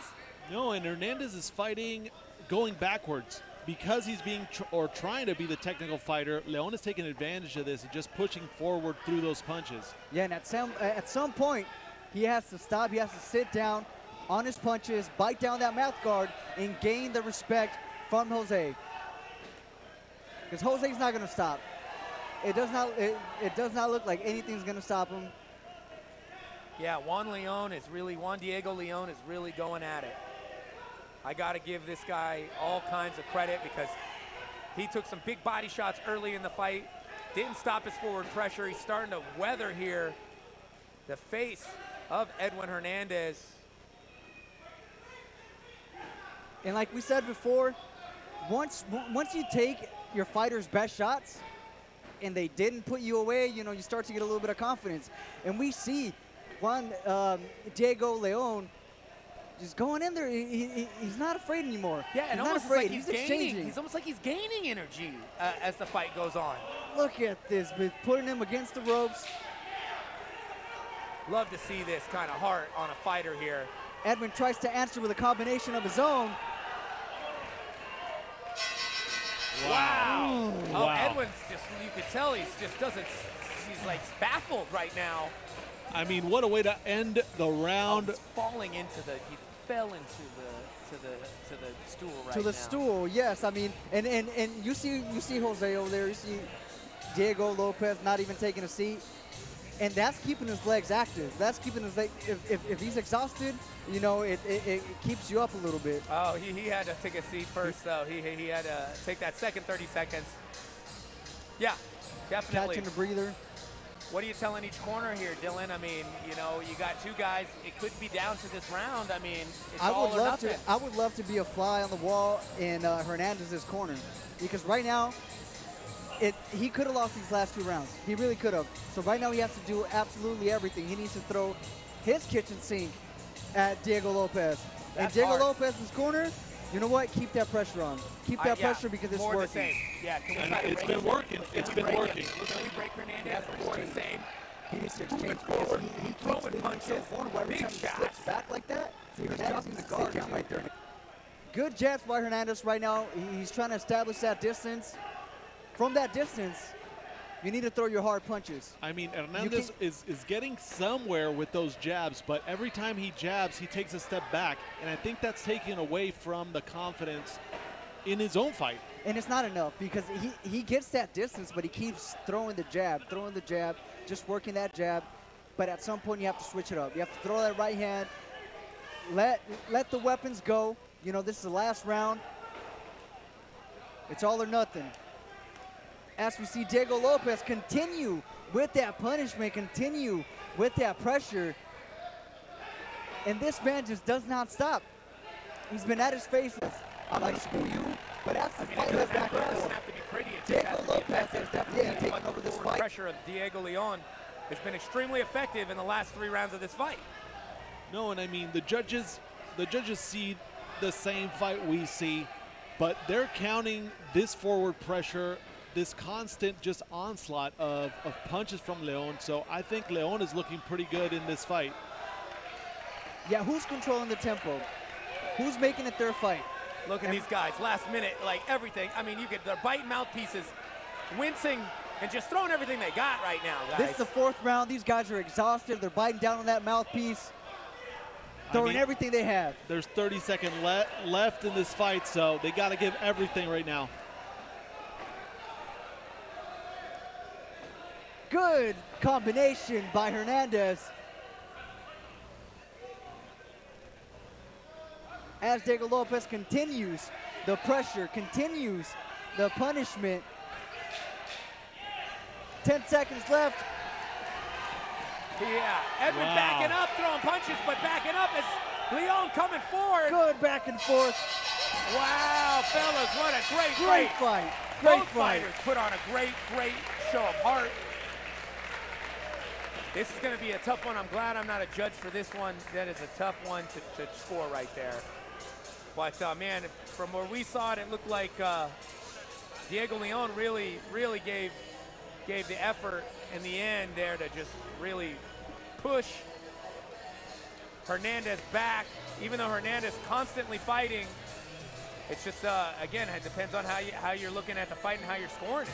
Let's see if he did enough. Let's see if he did enough to win the fight in the judge's eyes. We shall see right now here as we go to the scorecards. They're tallying them up. I'm going to join our ring announcer, Pablo Flores, in the ring, interview the winner. I couldn't predict this one, guys. I have no clue who they're going to announce as the winner of this fight. And that's how you know you had a great fight on your hands, right? Yeah, I don't envy the judges on this one. I mean, first round, I would have definitely given it to Edwin. It had a lot of promise if the rest of the fight went like that, but it didn't. Yeah. Leon just went like, you know what? I'm not going to win technically. I need to make this a slugfest. And he dictated the pace. He did. But they both connected everywhere. So, I don't know. I mean, I wasn't keeping tally, but there was a lot of punches thrown and landed. That's right. The first round, I would definitely give it to Hernandez. The second round, that's one that's up in the air. But the third round definitely goes to Diego Lopez, and it's the second, the fourth round that we have to look out for. We'll see who took this fight.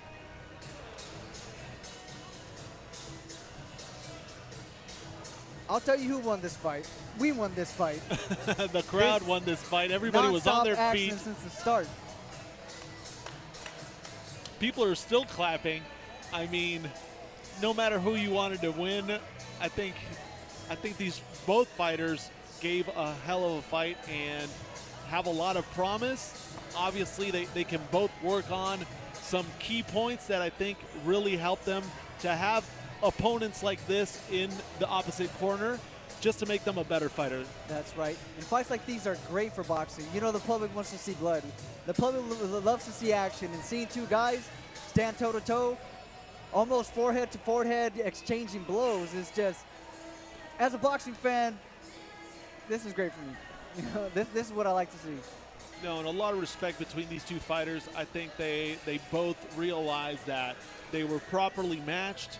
Way to go to the matchmakers on this fight. Very even, and a way to just combine these two different fighting styles.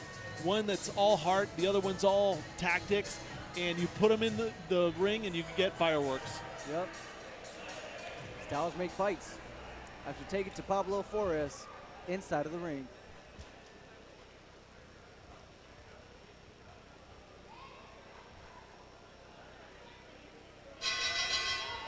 Ladies and gentlemen, after 4 rounds of boxing, we now go to the judges' scorecards. Después de 4 rounds de combate, nos vamos con las tarjetas de los jueces. Big round of applause for these two warriors. Ladies and gentlemen, judges, 39-37, 2 jueces, y 38-38, 1 juez. Su vencedor por la vía de la decisión mayoritaria. Village, Arkansas, USA, Edwin Bones Huesos Hernandez.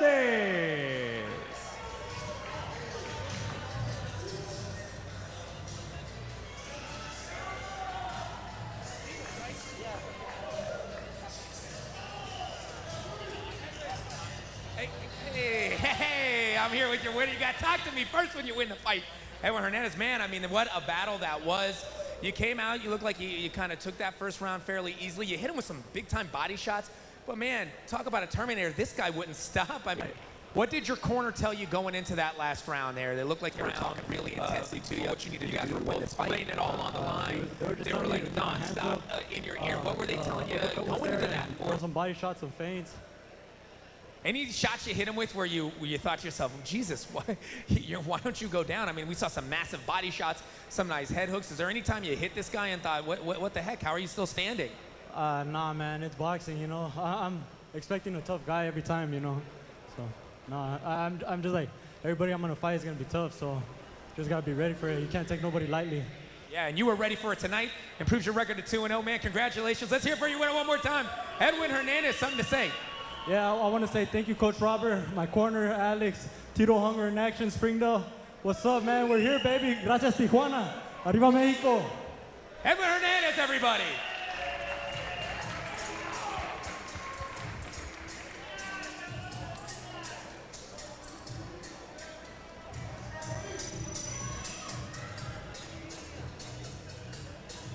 So the judges have scored it. Majority win to Edwin. I mean, the technical fighter, he did land more punches, probably more quality punches, more quality fighting and technique.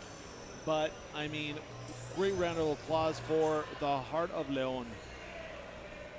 Yeah, great shout out to both fighters. But, you know, one of the things with a style like Diego Leon has is this type of Maidana versus Mayweather type, you know, just making it ugly, is that when you're throwing punches like that, the judges might not see them land. They might be hitting the gloves, they might be hitting the arms, and you can't really count those punches, you know. And the more sound, technically sound punches, the ones that are different judges might see it a different way. A lot of aggression and counter fighting, you know.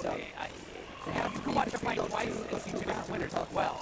So, you know, from our standpoint, just the aggression, forward movement, the nonstop heart, and that's how you start rooting for a guy like that. Yeah. You almost start seeing stuff that might not be there, Yeah. you know, where the referees are more technical, they're more clinical about things. They don't get, More objective, we get yeah. emotional about Yeah, we're it. talking about it. Yeah, we're watching with our friend, Yeah. basically, where they're just there counting every shot. They're more counting points.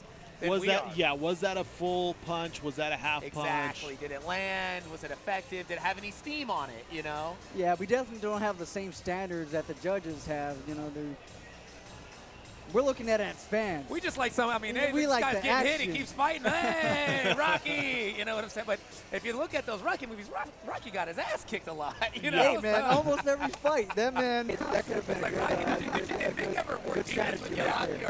Are you trying to get in there, opponent, when he break his face? Is that your face? You just let him wear his hands out all over your face. Go in, receive, and step out. Receive, and when he's tired, then you hit him with big body shots till he falls in the 15th round. Hey, but you know what? That reminds me of Mickey Ward. Mickey Ward would take a lot of punishment, and once you're tired, you know, you go in there, hit you with that body Man, shot, Dylan, and put you know, down. I'm sure you train with guys. Some guys are a glutton for punishment. Some guys enjoy getting hit and looking at you like they get a sick pleasure out of it, you know? Yeah, and you think start hearing it, right? You start saying hearing, because a lot of people like to throw 1, 2, 1, 2, 1, 2, yeah, almost like they pull that arrow back and they hold it. Yeah. While the arrows are flying by until they see that one shot and they let it fly. Yeah, that's when you start using feints, try to bait out the punches that you already know your opponent's going to throw. And that's when you catch them. And that's when you set up the traps. That's the chess game. That's when you're playing chess, not checkers, in boxing. And we're talking about Rocky, heavyweight division. Got some heavyweights getting primed to walk out right now. Mustafa Al-Bihadali.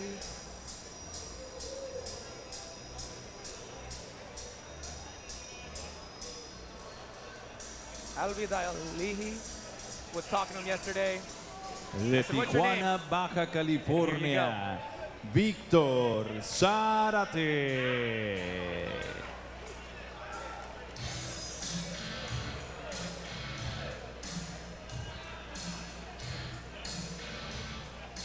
Victor Sarte walking out first.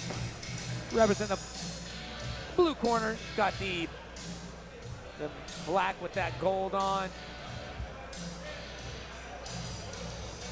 Víctor Zárate, representing Tijuana, Baja California. Fighting in his hometown.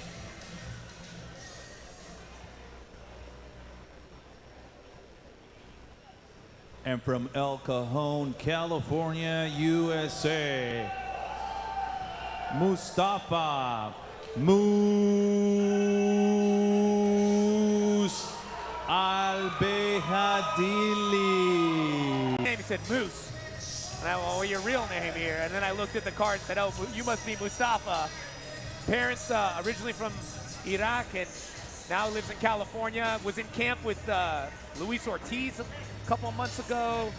18-4 amateur record, 18 KOs. He feels like he's ready to make this first walk here professionally. And man, you could tell he was smiling yesterday. Well, mainly because he got to eat. But of course, yeah. Come on, you're a heavyweight, man. You always get to eat. Don't act like you had to cut any weight, bro. 4 rounds de combate en la división de peso completo. Let's get ready. 4 rounds of boxing in the heavyweight division. Presented by KingGio Promotions. Your 3 judges scoring this bout in ringside. Sus 3 fighters standing in the Hernandez. He wears black trunks with gold trim. He officially weighs in 242 pounds. Presentando ustedes en la esquina azul, vistiendo pantaloncillo color negro con oro, con un peso de 242 libras. And today he makes his pro debut, haciendo su debut profesional de Tijuana, Baja California, Víctor Zárate.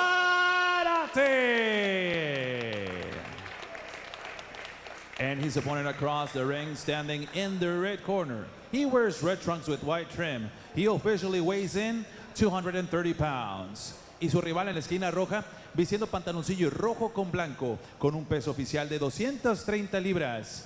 And also today he makes his pro debut, haciendo también su debut profesional, representing El Cajon, California, USA. Salam alaikum, Anisati Sadati, Alan Wasala. Ladies and gentlemen, introducing Mustafa Moose Albejadili. And now with the final instructions, dando las indicaciones finales, su referee, Miguel Hernandez. 4 rounds, 4 asaltos. Okay, hey, we're gonna clip fight, okay? No headbone, okay? Touch your gloves and good luck. Albejadili is ready to go, boys. Some intimidation tactics out the gate. Again, we got the cool, calm, collected versus the raging bull here, or the charging moose, I should say.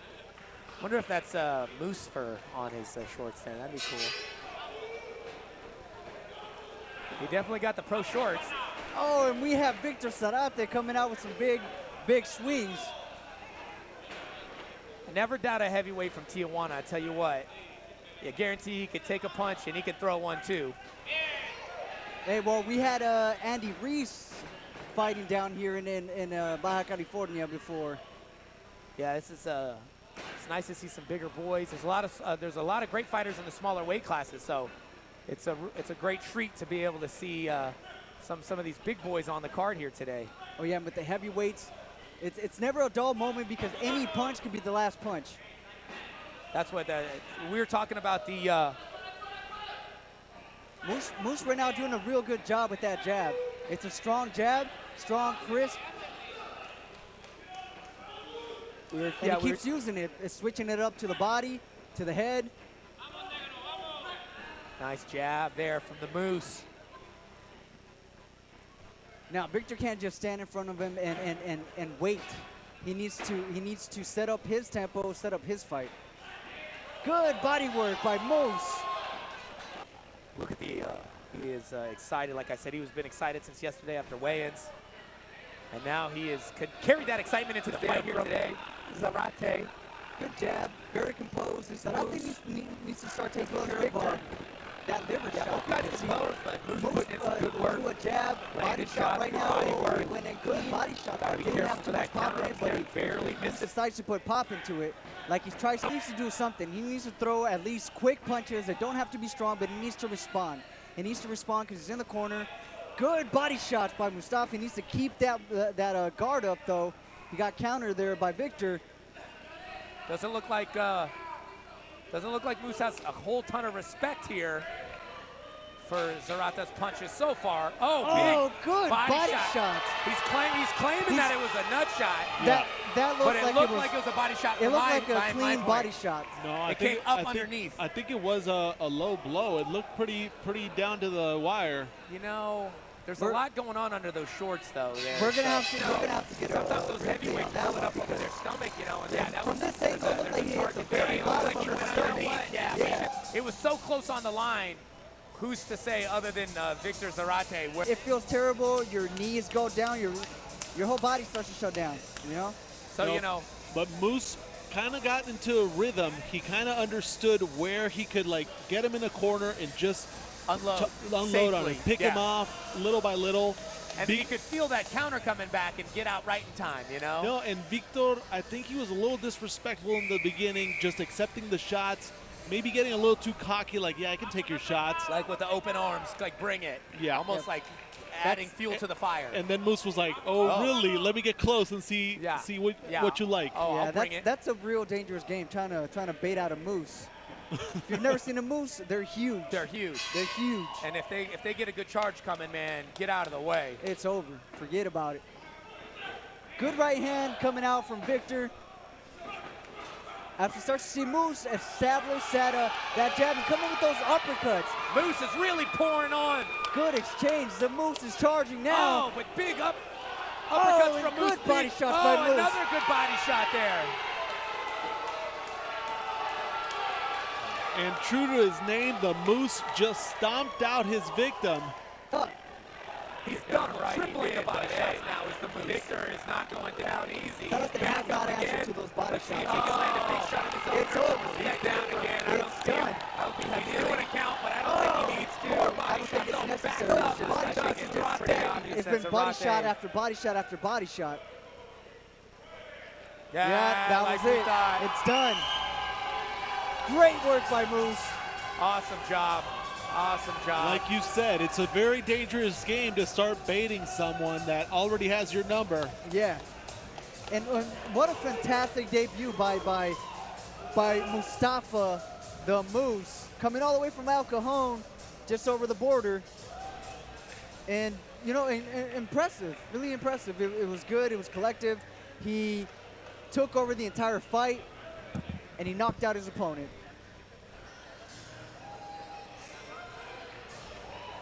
Great job of the red corner. I mean, I like what I saw with the Moose. I saw some quick hands, looking good inside close range. I mean, he did everything right in this fight. So, I mean, all props to Moose. Yeah, he went in there with confidence. He went in there, he was active. You know, sometimes when it's your debut, you might be a little timid. You know, it might be the lights, it might be like I said, the weight of the gloves, how it feels. Not Moose. Moose came in charging. And shout out to Victor Zarate. He took some huge body shots from Moose. Stayed in there at the end. You know, those punches, they accumulate, and he couldn't stand the punishment. After you take it to the official decision inside the ring with Pablo Flores. Damas y caballeros, tenemos el tiempo oficial, 1 minuto con 9 segundos en el segundo asalto. Ladies and gentlemen, we have the official time, 1 minute and 9 seconds in the second round. Declaring a winner by the way of KO victory. Su vencedor por la vía del knockout from El Cajon, California, USA. Anisati Sadati. Mustafa, the Moose Alberjadilli.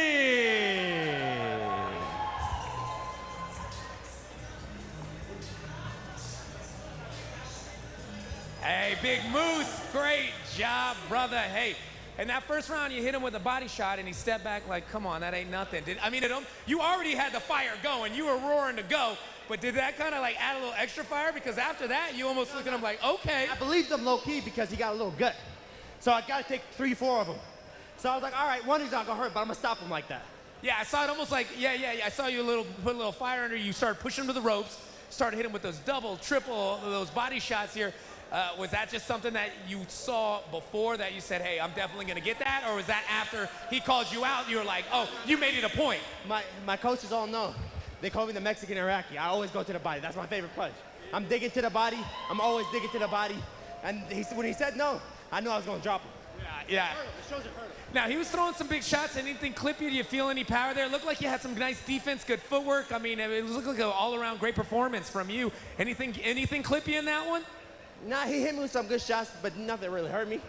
It was good. Got to give it out to him. He's tough.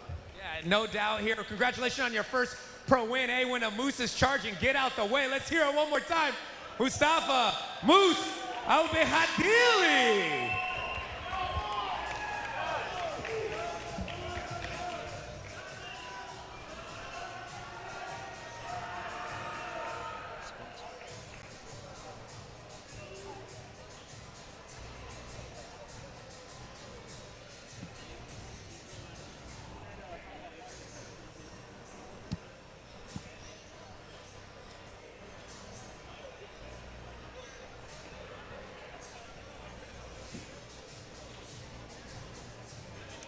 great fight, great heavyweight fight. Sporting Goods, guys, Sporting Goods Online. Seth's Cleaning there in the 209, guys. Hit them up. They're looking for good employees. They got super competitive rates and great benefits. Duncan Electrical Services as well. Man, anything you need for your business, go ahead and give them a call. Any electrical work you need done, they do great work. Game Up, they're that CBD company owned by Nick and Nate Diaz, guys. They got CBD pre-rolls, lotions, balms, anything you need. Don't forget about Paul Marquez Tattoos, does great work. You'll see displayed on the arms of Gio Gonzalez when he comes out for his main event fight here. And did some new pieces on him that look great here. Home roofing too, guys. You need any roofing done, any repairs, holes. It's about to be rainy season, guys. Any gutter work done, definitely give Home Roofing a call. And then while they're working on that roof, you chow down on a pizza from Pizza Factory there in the 209. Best pizza in the 209, guys. Quick, great food, great service. Give them a call. We're excited here. KingGio Promotions. Corey's Tech of Boxing is helping out with this show. Done a great job down here in Tijuana. Myself, Brandon Kyle, Dylan Miranda, Rafael Alcaraz, the sports psychologist, getting in the heads of these fighters here in the middle of these fights here. It's cool to have a sports psychologist. What got you into sports psychology, Rafael? I mean, were you always a sports fan and you just always a sports fan, always a boxing fan, MMA fan. So I mean, it was in my blood. I love psychology. I love helping other people. But once I saw that I could mix my two loves of helping people and watching fights and being part of the sport, I just started coaching different fighters, different athletes. Cool. And sports psychology is part of being a team member of these fighters. Oh, absolutely. So it's a huge part. Again, we said it's 90% mental. You hear that from coaches. You hear that from coaches. And I remember as a kid, 90% mental, that doesn't make any sense. I can't beat a bigger, stronger guy. You know what I'm saying? But now that's what's great about the fight game. You see it all the time. A smaller guy who does the right things or has the right mindset can beat anybody. Larger, it doesn't matter. Dude, just look at the fight between Anthony Joshua and Andy Ruiz. You know, Joshua looked like a monster. Looked like a comic book character. Exactly. But Andy Ruiz said, yes, I can. And he went in there, he knocked out Anthony Joshua. He was probably the only one. Him and his team might have been the only ones who believed. And sometimes you see fighters that are amazing inside the gym. Yeah. Nobody can beat them, but you put them in the ring in a high-pressure situation and they can't handle it. Elpira Valdez.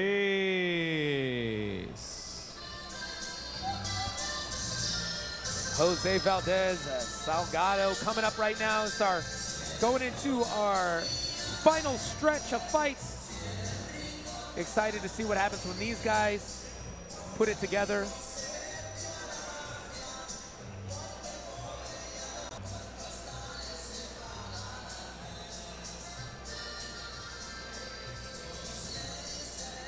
And from Oxnard, California, USA, Peter Turcio.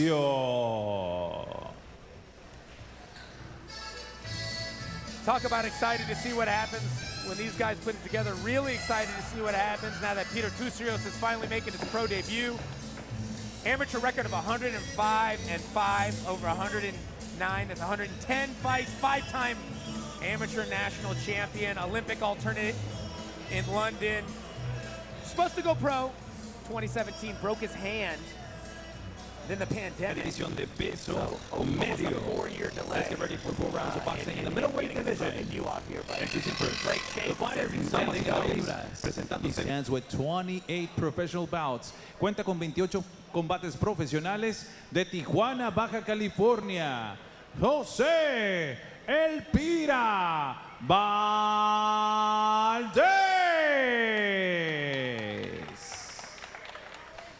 And his opponent across the ring standing in the red corner. He wears black trunks with gold trim. He also weighs in 160 pounds. Y su rival en la esquina roja con pantaloncillo color negro con oro, con un peso idéntico de 160 libras. This former 2012 Olympian, he makes his pro debut, haciendo su debut profesional, hailing out of Oxnard, California, USA. Here is Peter Turcio. And now with the final instructions, con las indicaciones finales, su referee en turno, Miguel Hernandez. 4 rounds, 4 asaltos. Jóvenes, ya saben las reglas, ¿ok? Vamos a hacer una pelea limpia. Cuidado con los golpes en la cabeza, ¿ok? Toquen sus guantes. Buena suerte. Here we go, 4 rounds. Peter Turcios, Juan Pira Valdez. That long layoff is going to be interesting to see. With his extensive amateur background, his fundamentals should be sound. It's just that little ring rust that we're going to have to see. I expect that, but you got 28 fights combined total for Jose Valdez. So again, it's one of those young up-and-comers versus a fighter with a bunch of experience out of Tijuana. So anything could happen when these two get in the ring. Right off the bat, you start to see the fundamentals that I wanted to see from Turcios. 10 fights in amateur. It's very different because one punch, one punch from Jose can change everything. And you know what it means? Everything means something. That 110 fights doesn't mean anything. The record gets erased when you go pro. There's no erasing the record now. So the pressure is on here for Turcios to perform in his first professional fight of his boxing career. Oh, looked like he went down and then no knockdown, maybe just a might have been a little push, a slip maybe, yeah. But it looked like he kind of, the legs went limp for a second there. Yeah, because it was right after the punch. And you can see a little red right there where the punch landed. Oh, it's going back to the body, does Turcios. I mean, Turcios just wants to make sure that you heard that one. That it was and a that's knockdown. The second one. Yeah, because that's the second one right there. Yeah, Turcios knew he connected on that first one and just wanted to make sure that everybody else did. But again, you know, Valdez has 28 fights. Tijuana fighter with 28 fights. You know, he's been in some bad positions, so we'll see if he can fight his way out of this one. But he's down one time officially here from that body shot here. That one hurts. Oh, and a third one. Wow, that accuracy on those punches is he's back up again, dead though. Center. And he's keeping his distance, too. He's not smothering those punches. They're landing crisp, clean. And you can start to see the red right there on the left side of the body of Jose. You know where Turcios is going to go here. Oh, there he goes again. Dipped him again. Valdez blocked that one, but he's trying to go back to it. Oh, he's trying to slip and rip here. Is Valdez fights himself off the ropes for that exchange. It could have smelled like it could have been over right there. Feels like it's one shot from being over. And then that's it. Three times. Yes, that's the correct call because Valdez had not thrown a punch. Yeah, and not I don't really. know how long. Nothing since the beginning of the fight. worth anything here. And there, the return of Peter Turcios after a long layoff, broken hand, COVID. I bet it feels good for him to get back in the ring, get his first professional win here. Yep. And he looked good. He looked good. He looked clean, crisp, in form, balanced. Good, clean, the crisp punches. Just overall, successful debut for Peter. Plus, it's a lot of pressure knowing that you're coming back, you know how to fight, and you want to come back into the ring. And it's been a while. You know you're good. You know you've got this, especially when it's an injury like that that puts you out. You want to come back and you want to have a fight like this just to get it out of the way, get back into the rhythm of competitiveness, especially if he has such an amazing record as an amateur. He's used to being on the ring, training. He wants to get back in there, and, I mean, he looked impeccable today. Yeah. And well, as a sports psychologist, how do you feel after going through an injury? What could Peter have gone through? You know, I mean, I've seen a bunch of fighters go through injuries, and sometimes it just makes them better. It makes them train other aspects. It makes them think about the mental part more. Just because they can't be physically distracted by the training, it's more of a growth period. So sometimes, especially when it's early on in your career, you get injured. If you really focus on that mental part, it can be a huge maturing part, because usually when you're young, you don't stop, you overtrain, you feel untouchable. So having something like an injury, like a broken hand, especially for a boxer, and that slows you down, but it makes you focus.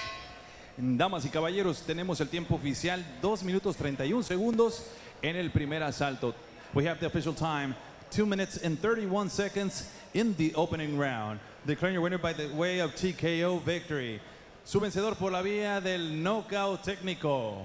From Oxnard, California, USA, Peter Turcios.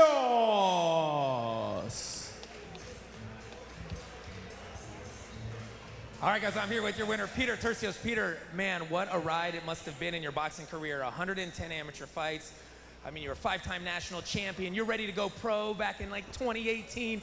Break your hand. Okay, hands back, ready to go. Pandemic. I mean, it's almost like you've been holding your breath this whole time. You finally made your pro debut. How does it feel, man? Wow. I just want to thank everyone. And, you know, honestly, now it feels good. I'm back. You know, I've always said one thing, and I quote Rocky Balboa says, no matter how hard you get hit, you got to keep moving forward. You know, you get hit, you get dropped, you get knocked down, you keep moving forward. You never give up. So it's been a wild ride, but I'm here. You know, I'm doing my comeback, so I feel really good. This is just the beginning, so hell yeah. Yeah, we're happy that you decided to come back. Was there ever a time in all that time off where you thought, man, my boxing career might be done. I might never, you know, it might never come to fruition like I planned. I mean, there's had to be some doubts during that huge layoff, yeah? Yeah, of course. We had, you know, we did have some doubts, but, you know, ultimately it's believing in myself, and I'm a big believer that no matter what happens, you got to stay true to yourself, believe in yourself, and, you know, people will notice, you know, no matter what. And, you know, I want to thank all my supporters, all the people, my small circle that I have. They, you know, they kept me focused, they kept me motivated, and here we go. You know, I just want to, you know, this is just the beginning, so let's go. Hey, let's go. Hey, so happy to see you back in the ring. Congratulations, your first pro fight. Vicious KO victory, man. Let's hear it one more time, guys. Peter Turcios. Fantastic debut by Peter. You know, we look forward to seeing him in the ring again. That was going through all the issues to get here today. Like you said, you know, with the body shot, rocking for a strong opponent. No matter how hard you get hit, you know, you keep moving forward. You went through the broken hand, you went through the pandemic. You know, congratulations and he made it happen today. You know, congratulations to him and to his team. That's how you know you're here to stay. Is you keep coming back for more, even when you do find some obstacles. I mean, that didn't stop him. So congratulations again for a great debut and a great return to the ring. Yeah, it can't be easy, you know, it can't be easy for a guy like that to have that kind of amateur career and then have to take that much time off before you go pro. I mean, and Rafael, you know it, I mean, momentum is huge in sports.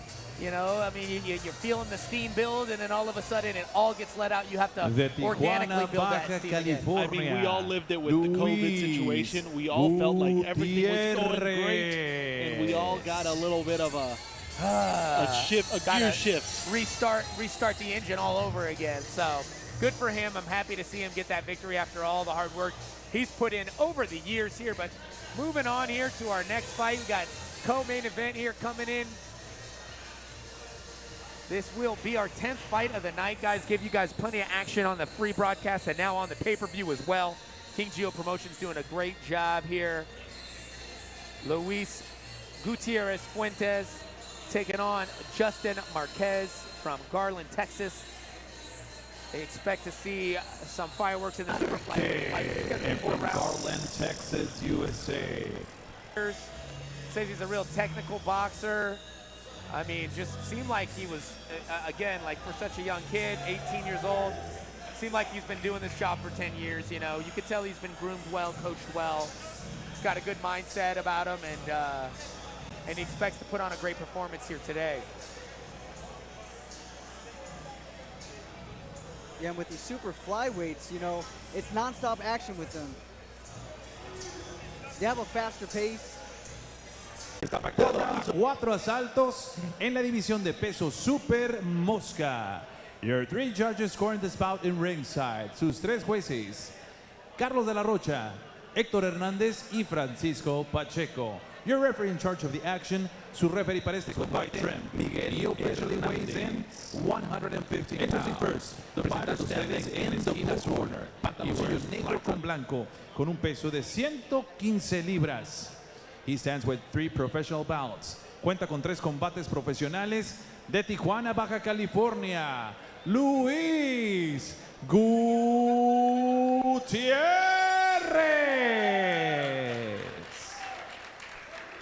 And his opponent across the ring, standing in the red corner. He wears black trunks with red and white. He also weighs in 115 pounds. Y su rival en la esquina roja, pantaloncillo negro con rojo y blanco, con un peso de 115 libras. And today he makes his pro debut, haciendo su debut profesional from Garland, Texas, USA. Justin, the Pressure Marquez. And now with the final instructions, para dar las indicaciones finales, Miguel Hernandez, 4 rounds, 4 asaltos. Okay, we want a clean fight, okay? No headband. Touch the gloves and good luck.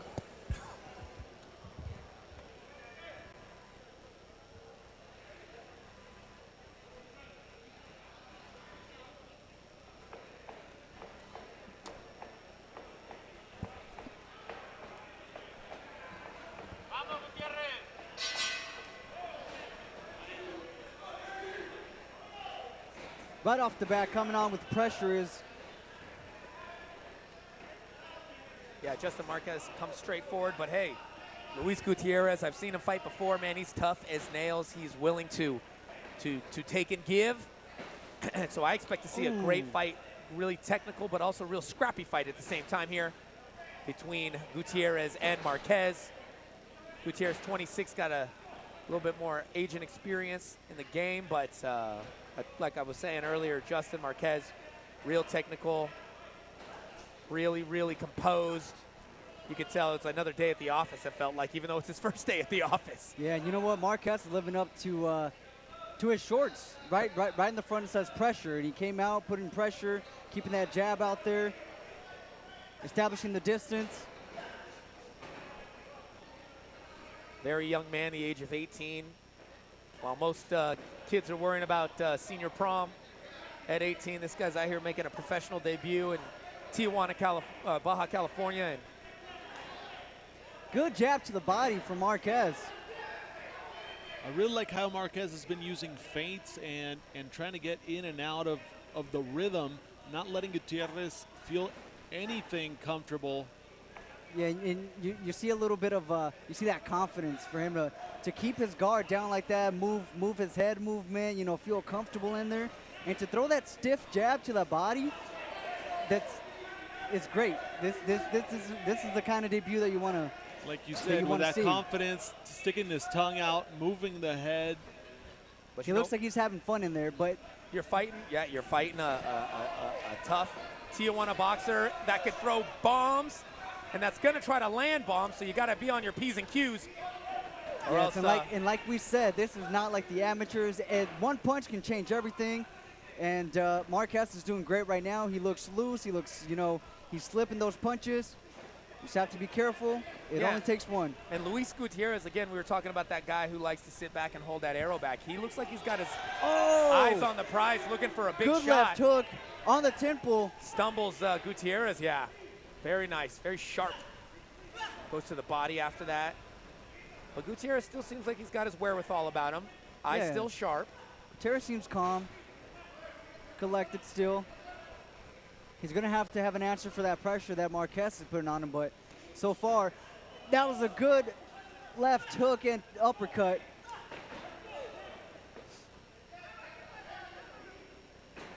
And Marquez continuing with the pressure. Pressure is right, but you know, he's getting some counter shots landed on him by Gutierrez with the slip and rip, man. I mean, you know, he's not looking like he's overwhelmed as Gutierrez right now, but I mean, again, it's only the first round of a 4-round fight, but he's holding well so far, but you got to give it to Justin Marquez with the clean combos, the precision striking, the effective shots there, that temple shot that landed kind of stumbled Gutierrez momentarily here. Looked great his first pro round. It was a great job by Marquez. It's just right now, from what I'm seeing from both corners, Marquez seems to be breathing a lot harder than Gutierrez over there.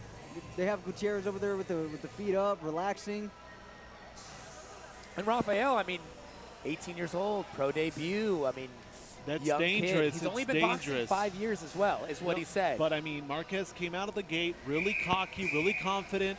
Gutierrez a little more seasoned, a little more like hesitant, trying to read him. So I'm excited to see how Gutierrez comes out of this second round because now he knows what to expect a little bit from Marquez. Exactly, and we'll see if he opens up his offense now that he's got a little bit of a read on Marquez. Yeah, and with a 4-round fight, you don't have a lot of time to really study your opponent, you know, to give him anything.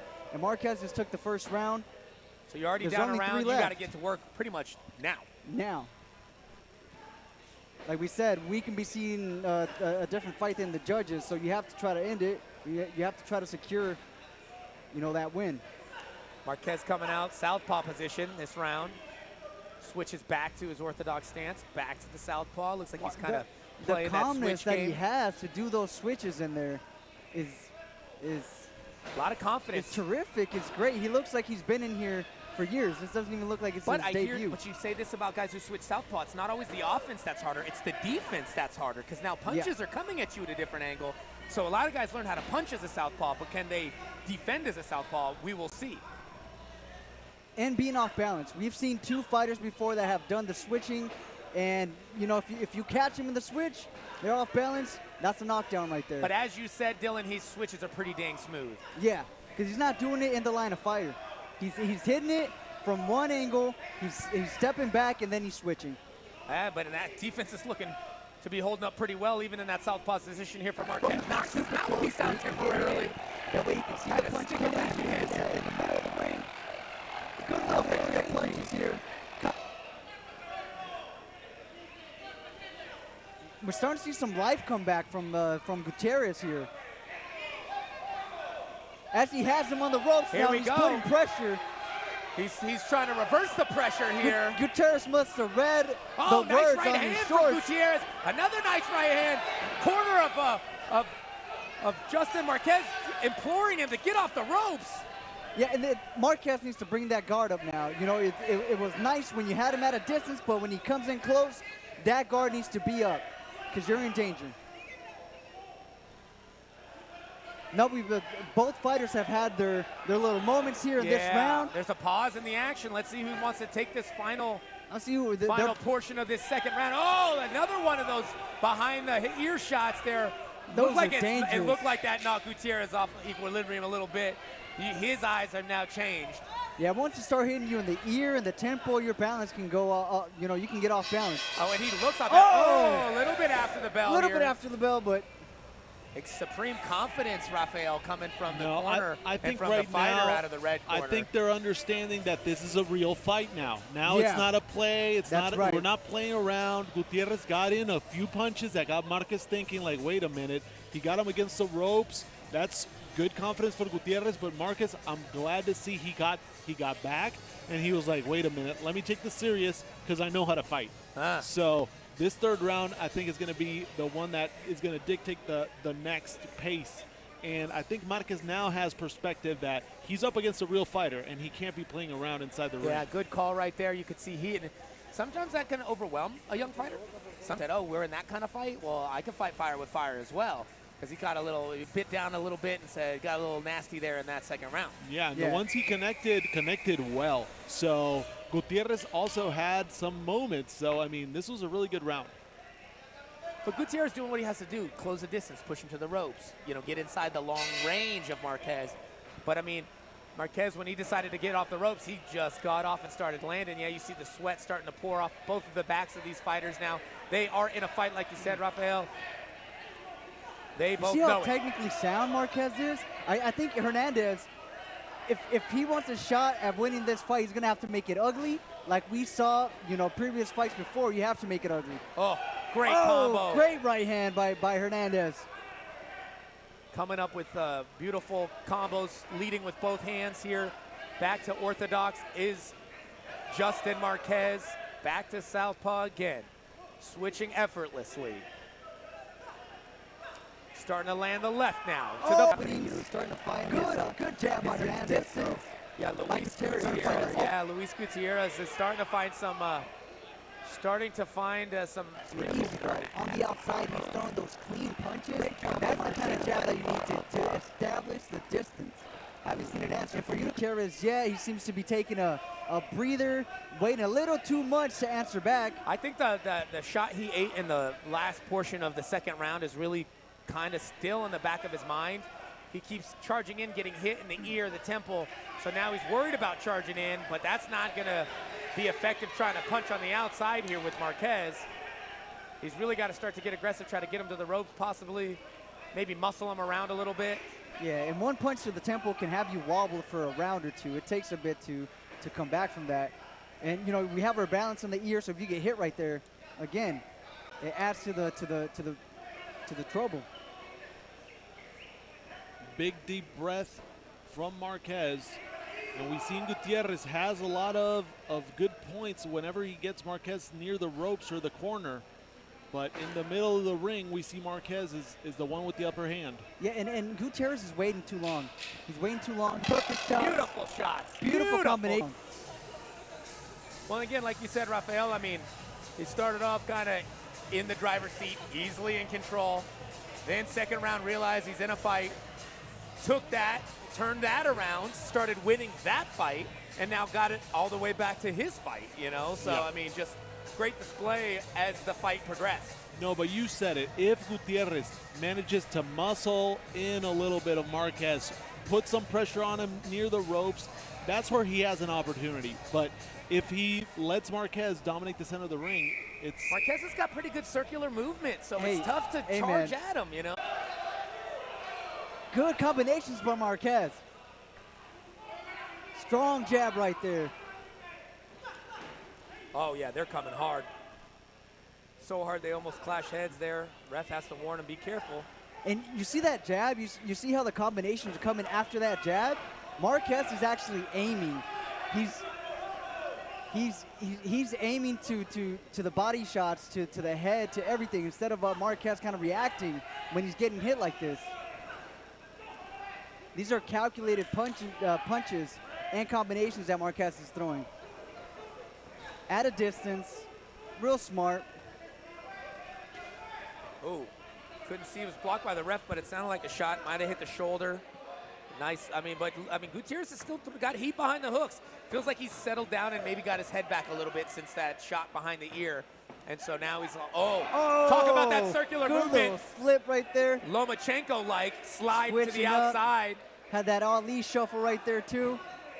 Wow, this kid, You can't help but not like. He's got to win in a fight like this. But he's wanted to employ. And he's having fun. He's going in there and he's landing hits with his combinations. And he's stepping out. And when Gutierrez actually hits him, you know, he manages to slip those punches or smother them with his gloves. Great work by Marquez. Gutierrez trying to add some pressure, trying to come forward.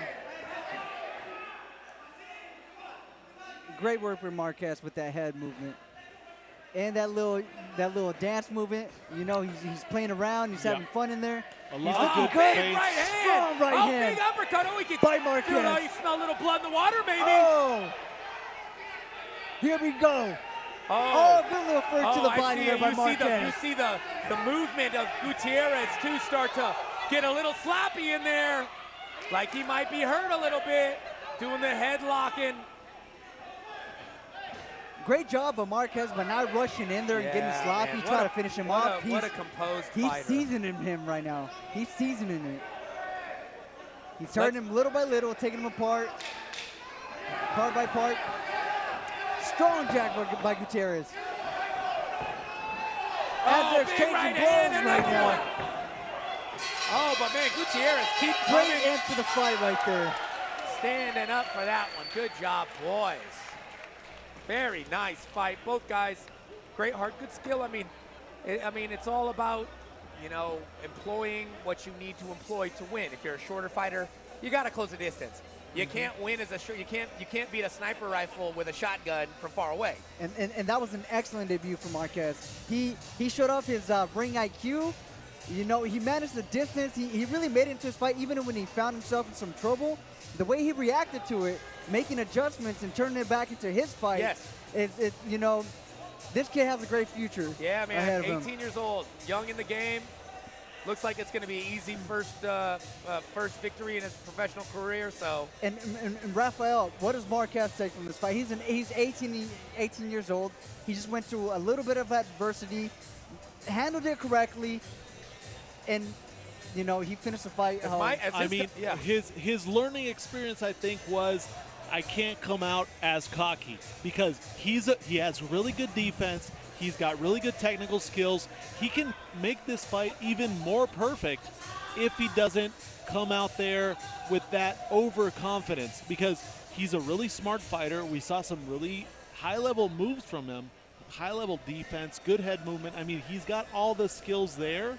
Now it's about just getting that experience in, which I think Gutierrez did a great job of giving it to him and showing him that, hey, if you get too confident, this can turn around really quick. Yeah. And Marquez knew how to handle it, which is good. But I think he can learn a lot from this fight. But, I mean, he has so much promise. Yeah, we just saw the birth of a professional fighter because coming in here, Marquez came in with that amateur style where you can be a little cocky, you know, you can throw a lot of punches. But like we said, you get hit once here in the professional field and it could be over. And Marquez, he realized that, made the adjustments, came out a little more aggressive, slipping a little bit more, and I'm excited to see how his future unveils. No, and it's good. It's good that he got this experience in because sometimes you can debut and you can be an up-and-coming fighter and you can have an impeccable performance that first time. And not learn anything. And not learn anything, exactly. And then when you come up against a real fighter, you get your teeth knocked in, and then it's like, uh-oh, where am I at? Now I think Marquez knows that he can get better at these aspects. His coaches, I mean, have helped him so much. So, I mean, there's a lot more room to grow. Ladies and gentlemen, after 4 rounds of boxing, we now have the judges' scorecards. All 3 judges, Héctor Hernandez, Carlos de la Rocha, and Francisco Pacheco, had the same scores of 39-37. For your winner by the way of unanimous decision, su vencedor por la vía de la decisión unánime, from Garland, Texas, Justin the Pressure Marquez. And also big round of applause, un fuerte reconocimiento para el de Tijuana, Luis Gutierrez. Hey, I'm here with your winner, Justin Marquez. Man, first professional win, 18 years old. Most kids are thinking about, senior prom. You're out here winning your professional debut here in Tijuana, Baja California. How's it feel, man? Feels amazing.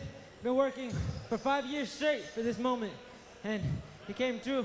Thank you to KingGio Promotions, KingGio Boxing Promotions. If it wasn't for him, this moment wouldn't be possible.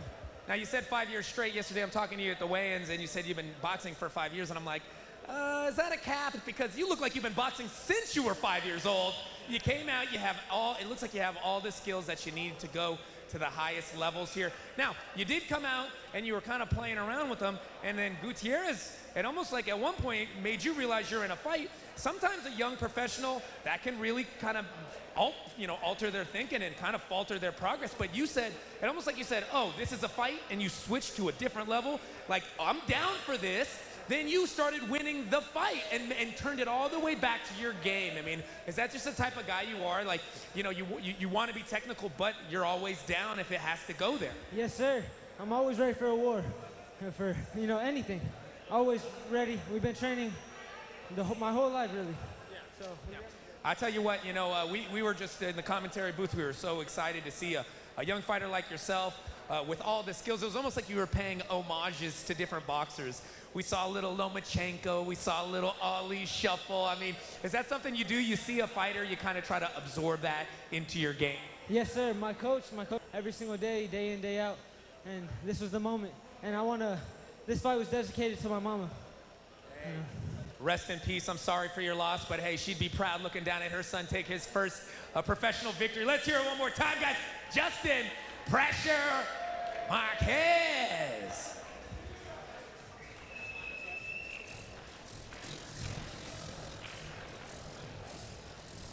It gives you purpose. You know what I mean? It makes you take it a little bit more serious. It makes you like dig down deep sometimes, especially for these fighters to give it like, you know what this is. This What a moment for that young man. Somebody I love, somebody I Just love. lost his mom. So I had my no heart idea. goes I out didn't to him. mention I it know it's a yesterday. difficult What a heavy situation, heart, but, right, Rafael, to be fighting with something it's like a that on great your way to mind. start. I mean, Way for him to deal with his grief with a win like this for his mom. So That was beautiful. That was absolutely amazing. Congratulations to Marquez fighting, after something like that. We saw Buster Douglas defeat Mike Tyson after losing his mother. You know, like Rafael said, it could be very motivating. You have a purpose, you know, and fantastic job he did for his debut here. Absolutely. With all that at his age, to take that in, well spoken, delivered a great performance. Man, so excited to see what that kid has in store for him in his boxing future. But I'm excited to see what we have for ourselves in the boxing future as we move to our main event. KingGio, Giovanni Gonzalez, taking on Salvador Nunez. Obviously, the fight was supposed to take place, as we said, at 130, moving up to 140. But you know what? KingGio said, "Bring it on, man. You know, you ain't gonna ruin my party." Yeah, it's a grudge fight now for sure. Yeah, no doubt about it. You know, so here we go. De Tijuana, Baja California, Salvador Nunez.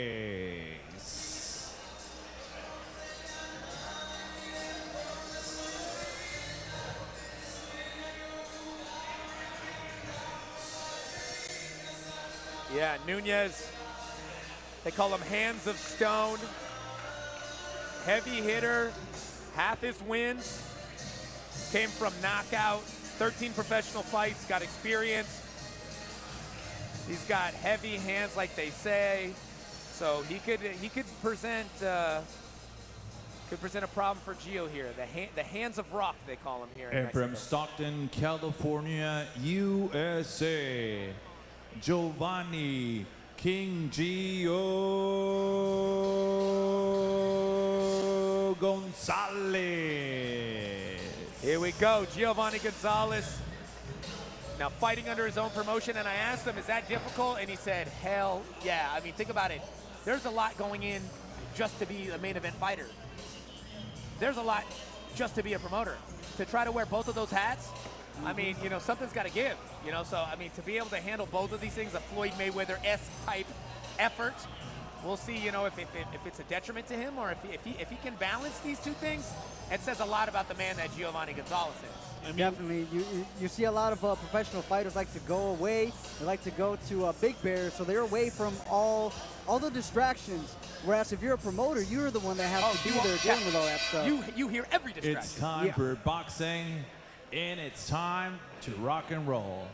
Ladies and gentlemen, welcome to your featured bout of the evening. 8 rounds por el campeonato europeo de los pesos superpluma. Super Heavyweight Championship by Damas y Caballeros Sanctioned by, sancionado por la Honorable Comisión de Box, Lucha Libre y Artes Marciales Mixtas de esta ciudad de Tijuana, President Alejandro García, Boxing Commissioner, Comisionado en turno, Sergio Lechuga. Your 3 judges scoring this bout in ringside. Sus 3 jueces. Joining us on the belt, it's the best in boxing, el profesor Fernando from the boxing tradition, and now the Big Punch Arena from Tijuana, Baja California, México. Ajusten sus cinturones.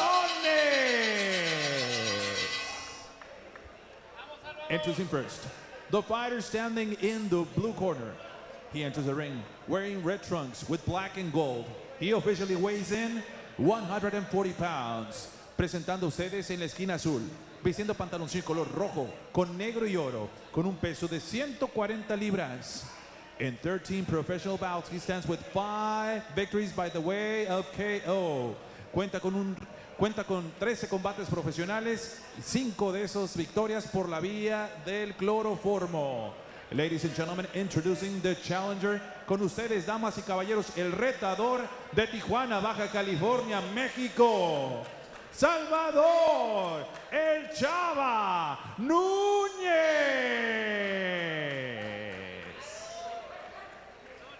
and his opponent across the ring, standing in la esquina roja.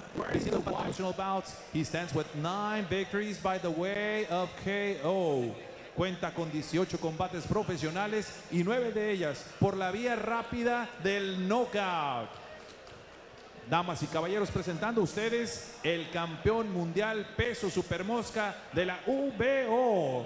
Ladies and gentlemen, introducing the defending and reigning UBO Super Featherweight Champion, Stockton's own KingGio, Giovanni. Go. And now giving out the final instructions, your referee in charge para las acciones finales, las instrucciones, el profesor Fernando Rentería. 8 rounds, 8 asaltos. En la nuca, en la espalda, ni bajo el cinturón. Choca sus guantes, suerte, gana el mejor. Obviously can't contest this for that title here as the weights have changed, but Gio wanted to walk out with it. He said it was supposed to be a title fight.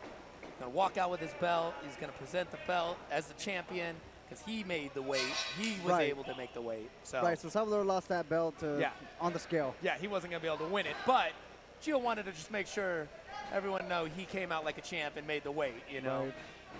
And here we have hands and stones. Yeah, yeah.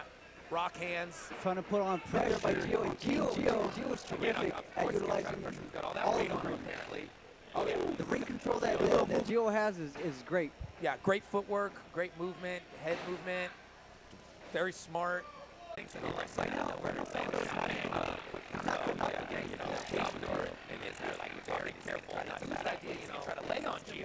Gio's tough guy to take down. Good job. That's something he's gonna try to do. Push him around. Maybe try to weigh some of that length that he has. To try to keep Gio at bay, because with that in and out movement, Gio can get in with a punch, get out real quick. Maybe he's gonna try to keep him from trying to hop in with those big shots there. Now, a factor in this fight is the fact that it's 8 rounds. The last couple of fights that we've seen have been 4 rounds. When it becomes 8 rounds, you really have to be smart with how you use your energy. Yes, economy of energy and movement is important. Yes, and so, you know, like you said, you said 4 rounds, you don't got a lot of time to feel out. Right, right. Where in an 8-round fight, you know, this whole first round, it could just be trying to figure out what your guy's trying to do. Right. Which could be what Salvador's trying to do right now. You know, he's just seeing what quirks Gio has. And then the style that Gio has, too, you need a lot of gas. You see that, all the hopping, all the moving. You need to have a lot of conditioning for that. Yes, your legs got to be in great shape to be able to hold up your body and keep your power later in if you're moving like this. Gio does a great job, though, at using that jab, keeping that at a distance, moving around, and setting up the combinations. That was a good straight left. Yes, very nice. Coming out of the southpaw for KingGio.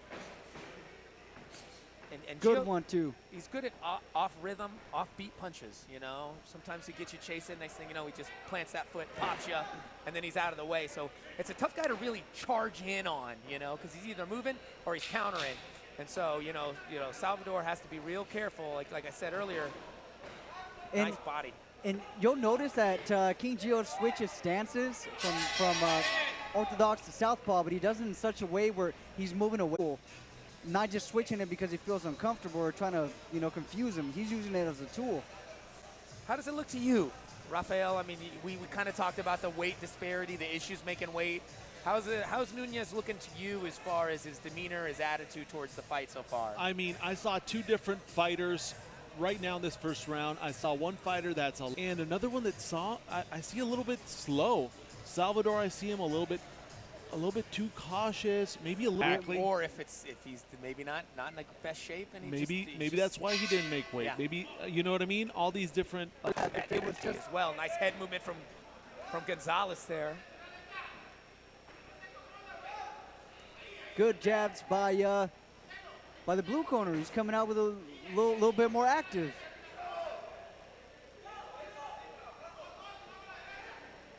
Gonzalez had a lot to worry about leading up to this fight, being a promoter and a fighter. But once you're in there, it's just back to business here. Once you're in the fight, it's a fight. We'll see if all these distractions and things that come along with being a promoter. Oh, good little flip by KingGio. Looks good. It looks like Gio has not been affected by all the plate there. All the extra responsibilities he's had for this fight. Great. Looks like he's sharp and ready to hit down. He's playing with that head movement. Keeps looking off Oh yeah, Salvador going in there throwing combinations. Gutierrez said, I'm not. Now we're starting to see, because you know what? Salvador has the opportunity to throw a little bit more punches, to try to put the pressure. He's hands of stones. He has a hard punch, but that hard punch is not going to help you if you don't throw it. Yeah. He's having trouble finding it. And if you don't feel confident that's going to land, you don't want to throw it. So and that has to do with Gonzalez's style, where he's throwing that jab and then he's moving around, so you can't really catch him. You can't really catch him. And Salvador is not closing in the ring. He's not cutting him off. Nice it actually counter. looks like Gonzalez is doing the chasing right now. yeah, it went from Gonzalez backing up, using the whole ring to putting Nunez back on the ring. And it looks like Nunez is just having trouble finding his range and finding the mark against Gonzalez here. Oh, nice right hand. Hook lands. Another one for Gonzalez. A third one. Oh, he comes with a fourth one. Oh, that right hand is right hands on the making money ear. right now for Gonzalez. Gonzalez is smelling a little something. And that might be a little bit of that fury from him not making that weight there. He's letting him know. Oh, little stumble there. Nunez looks a little off balance. I'm liking these blitzes from KingGio. Yeah, Gonzalez looking like he's having fun right now. He's real comfortable right now in there. Oh, slip and rip. Oh, man, you see Nunez is really squeezing on it, but that head movement. That head movement from Gonzalez is showing he's being showcased today. You know, a lot of guys, they see guys on tape, they go, oh, he ain't that fast. His head movement ain't that good. I could hit him. You heard that with Manny Pacquiao a lot. Yeah. We watched him on tape. He ain't that fast. But when you get in there with him, it's different. Yeah, it's different. It hits different when you're in front of a guy as when you're watching tape on a guy. You can see something move as fast as you want, but once you throw the punch, I mean, if he's faster than you, it can seem like hyperspeed. It could be like you can see it coming towards you, but you got to remember, you got to move and you got to be fast. Yeah. If you can't, you know, it's gonna be a long night. And then when you're missing those punches, when you're thinking, oh, I'd hit him with that combo, and all of a sudden you throw the combo and you miss it. You see it on tape, you go, I could hit him. Then you can't hit him. It starts to change your psychology of how you feel about throwing those combos, like you said, White. Yeah, you don't want to throw those stones if you can't hit shit with them. Now you're thinking twice. Okay, he might slip this, I might get countered. No, and that's when you start seeing the fighters slow down the pace. Instead of throwing 3 punches, they start throwing 2. Then they start just overthinking sometimes what to throw. And that's when they get caught. Well, you see the swelling and the redness around the face of Salvador Nunez. And I feel like as the rounds go on, Gonzalez is going to get more and more comfortable. You know, more and more comfortable. What's he going to do? Make a bed and lay down, take a nap while he's beating up on him? I mean, he's already doing lookaways and walkaways, and he might make that bed just so Salvador is comfortable. Yeah, you know. It looks like. I mean, I'm like, the word comfort is an understatement. Giovanni is in there just kind of, enjoying his time right now in the ring. Oh, but when he has the opportunity, he's really delivering punishment as well at the same time. But how much punishment can Salvador take? And can Salvador find that big shot? Can he land that rock on the head of Gio? He's not answering back. He's not throwing punches. He's walking towards him, but you see him not throw a punch. And if you don't have the confidence that your punch is going to land, I mean, you're a walking punching bag right now. Now Gio's switching lanes again. He's using the ropes again now. And then Gio's mixing up going forward and backing up a lot too, you know. Sometimes he's going forward. Sometimes he's letting you come at me. Sometimes he's standing in front of you. Sometimes he's moving left to right. You know, he's really just mixing up a good arsenal here of different techniques. I understand that catching a fighter like Gonzalez is very difficult because Gonzalez is great at using all the ring. You know, he's a smart fighter here. Throw that jab in your face, and when you try to hit him, he's over there. He's at the other side of the ring. You know, he's been slipping, going in, going out. But, you know, Salvador's going to have to do something. He has to answer something. Maybe go to the body. It's easier to hit the body on a good head movement fighter, right? You know? Yeah. But then you're getting countered with hooks upstairs. I mean, it's just, if it ain't one thing, it's another. And Gonzalez is attacking upstairs, and he's hitting the body and then slipping. He's grabbing him, moving him. Not an easy fighter to hit. There's a nice combo from Nunez. Yeah, good 1-2-3 combination right there. Nunez trying to put it together here. Whoa.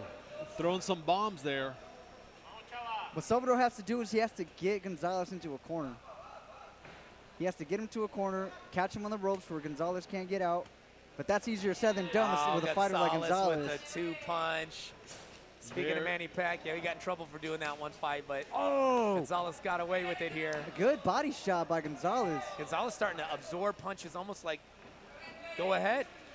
It could be already tasted the punch, the strength that Salvador carries, and he's not worried about it. You know, he's going in there and he's doing his job.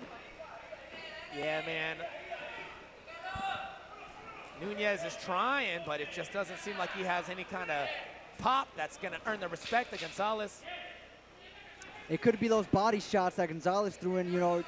Like I said, they accumulate and they put you down like Salvador just went down right now. Looks like he made the bet in the corner over there. I did see him say no. That one there. I saw the ref would go to talk to him in the round, and then I did see Salvador say no. Well, gentlemen, then you know what? We got the answer to why he was overweight. It could have been that he was trying to be strategic, but it looks like it was just out of shape. Maybe he wasn't prepared for the fight and was like, you know what? I'm not going to make it in time. So if you want to fight me, you got to come up in here. And I think Gio was like, perfect. Gio punished him. Punished him for sure. I mean, he hit him with some shots, and maybe he realized like, I made a mistake. I disrespected this man, and he's making me pay for it. Yeah, and we got our answer. No, and Gonzalez looked really crisp.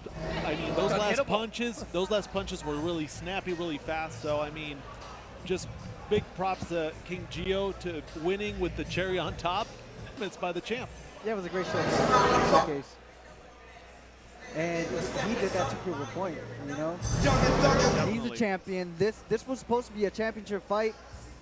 Obviously, Salvador lost that belt on the scale. And this was just punishment from Gio.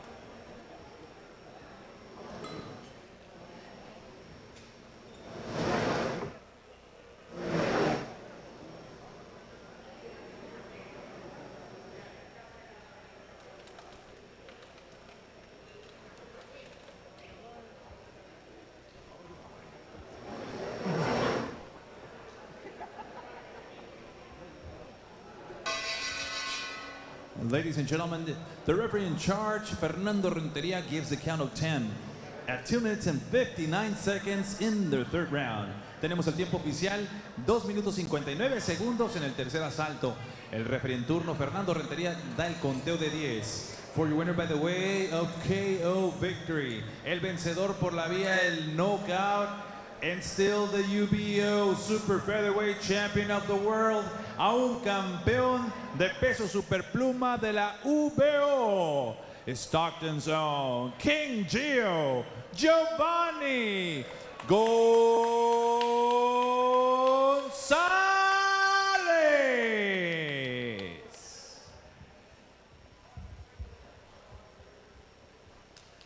I'm here with your winner, KingGio Giovanni Gonzalez, man. You look like you were in great shape, ready for this fight. You got the marks all over your body here. You got the little cups. I know you said your team really helped you out here. You said you had a girl giving you some physical therapy, kept you in the game here. Yeah, her name's Reyna from Lodi. Shout out to Reyna. She helped me stay in shape and injury-free with the cupping and getting just my body in great physical shape when it came to recovery. Speaking of marks on your body, you don't have a single mark on your face. Yeah, he's got plenty of marks on his face. Now, it looked like you were running there with a purpose, almost to let him know, like, don't let he waited until a couple days before the fight, take disrespect very lightly, and it looked like you did not take that disrespect very lightly. And the referee said, okay, come on, now, how big you are. 129.7 about 5 days ago. We got a call that they were 140 and they were not going to drop anymore. There's a reason why there's weight classes.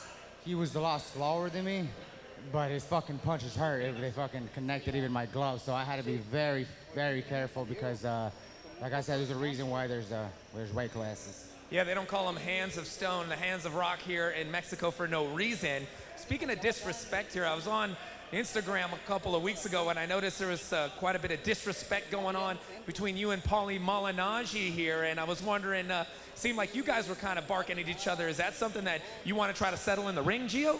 Absolutely, bro. Fuck Paulie Malignaggi. He's out there so broke fighting fucking YouTube fighters. I don't give a fuck what he says, but he's out there fighting for a fucking $10 paycheck. He says he fought great fighters, but they all knocked him out too. Miguel Cotto. That's the only one I can come up to mind right now. He ain't good. There's a reason why they call him pillow hands.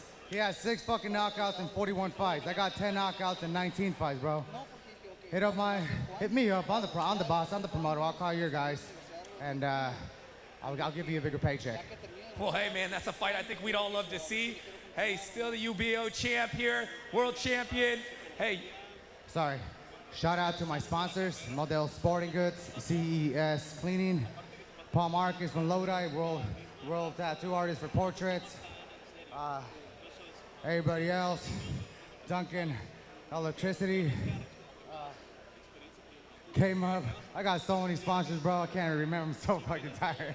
Yeah, man, we did a great job. Okay, one more question for you, Gio, man.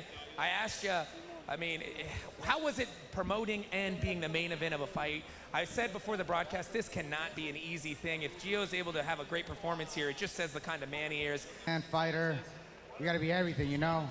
I just recently signed on Peter Turcios and Justin Marquez from Texas and Peter from Auctioneer. You guys saw them perform beautifully. And shout out to Adrian also. I've been also promoting him.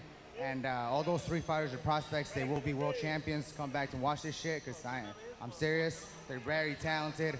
To the promoter side of it, man, it's not a one show thing, you know. It's a lot of help from everybody, you know. Shout out to Armando from Best of Boxing, man. He's one of the greatest guys in this business in boxing. Shout out to my team behind me, you know, Lodi and Stockton. Shout out to all Lodi and Stockton out there. Just shout out to everybody. Saul, my boy Ed, you, everybody out there. You know, it's not an easy task. You know, we just stay busy. The goal is to keep on getting these dubs and knocking out, you know, all these fucking broke fighters like Paulo Malignaggi and, you know, just getting in some work. Hey, well, congrats on being a winner, not only in the promotion game, but in the ring here tonight. Let's hear it one more time for KingGio, Giovanni Gonzalez.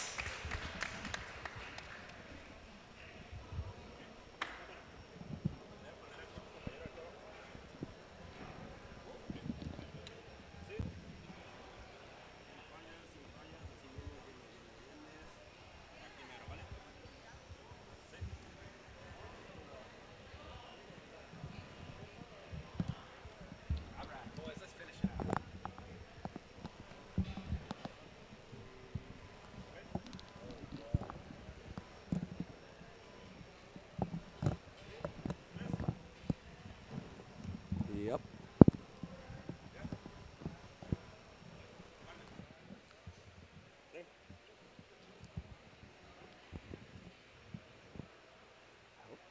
Check. All right, guys, we got our questions answered here. Giovanni kind of went to prove a point here, and he definitely did. We wanted to see what that whole huge weight discrepancy was about, and he showed us that it was his night once again. KingGio, I mean, to be able to put on a show like this and to perform like that on the show, I mean, it takes a special kind of man and talent. As he said, business inside and out of the ring, amazing. Saw some great fights here. I mean, off the top of your head, I mean, any standout? What was your fight of the night? Moose, man. Moose. The Moose. The Moose came out charging, and that body shot, you know, put him down, and that was it. That was it. That was a great performance, a great debut. And, you know, KingGio kind of showed the Stockton slab was over the hands of stone. Yeah, definitely. Definitely, yeah. He prevailed there. What about you? Any performance that you saw, you know, as a psychologist that impressed you for the position they were in? Yeah, I was really impressed with Marquez. Yes, great absolutely. debut, young fighter, looking crisp, looking like he has a lot of room to grow. A lot of great performances. Leon with that heart of a lion with Leon. That fight was really great. I think that was a big back and forth. So, I mean, it was a great night of fights. It was a great pleasure to call them with you guys. Yeah, absolutely. And I got to say that KingGio performance for me was amazing to see, you know, to go in there with, I just can't believe it. I do so many fights, and every time I watch promoters, I look at them and go, I never want to be that guy because there's so many things to worry about. And then I've been in the ring, and I've never been at any level like this, but even at an amateur level, it's like so much work goes into that. when I watch these guys fight, I go, I would never want to have to do any of that again. So to take this and put it together, and for him to do all that on this level, absolutely amazing. Well, on behalf of myself, Armando, the whole crew here, Best in Boxing, Global Source Streaming, I'm Brandon Cobb, man. It was such a great pleasure to host this wonderful Sunday boxing event with you here in Tijuana here. Dylan Miranda, our expert analyst, great job. And it was awesome having Rafael Alcaraz, a sports psychologist, in the booth here with us today. It just added a totally new element, and just thanks for joining the broadcast. So much fun, guys. Until the next Best in Boxing, KingGio Promotions, Boris Teka Boxing. We will see you guys next time. Thanks for joining us. Man, enjoy the fights, guys. Keep buying that pay-per-view. Share it with your friends. Let's go.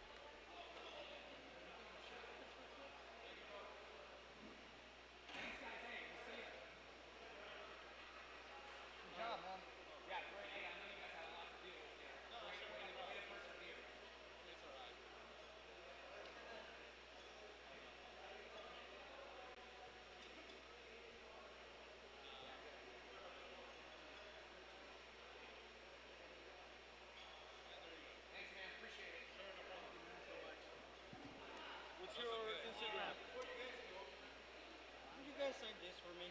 Damn right. The three of you, please. Where? Anywhere.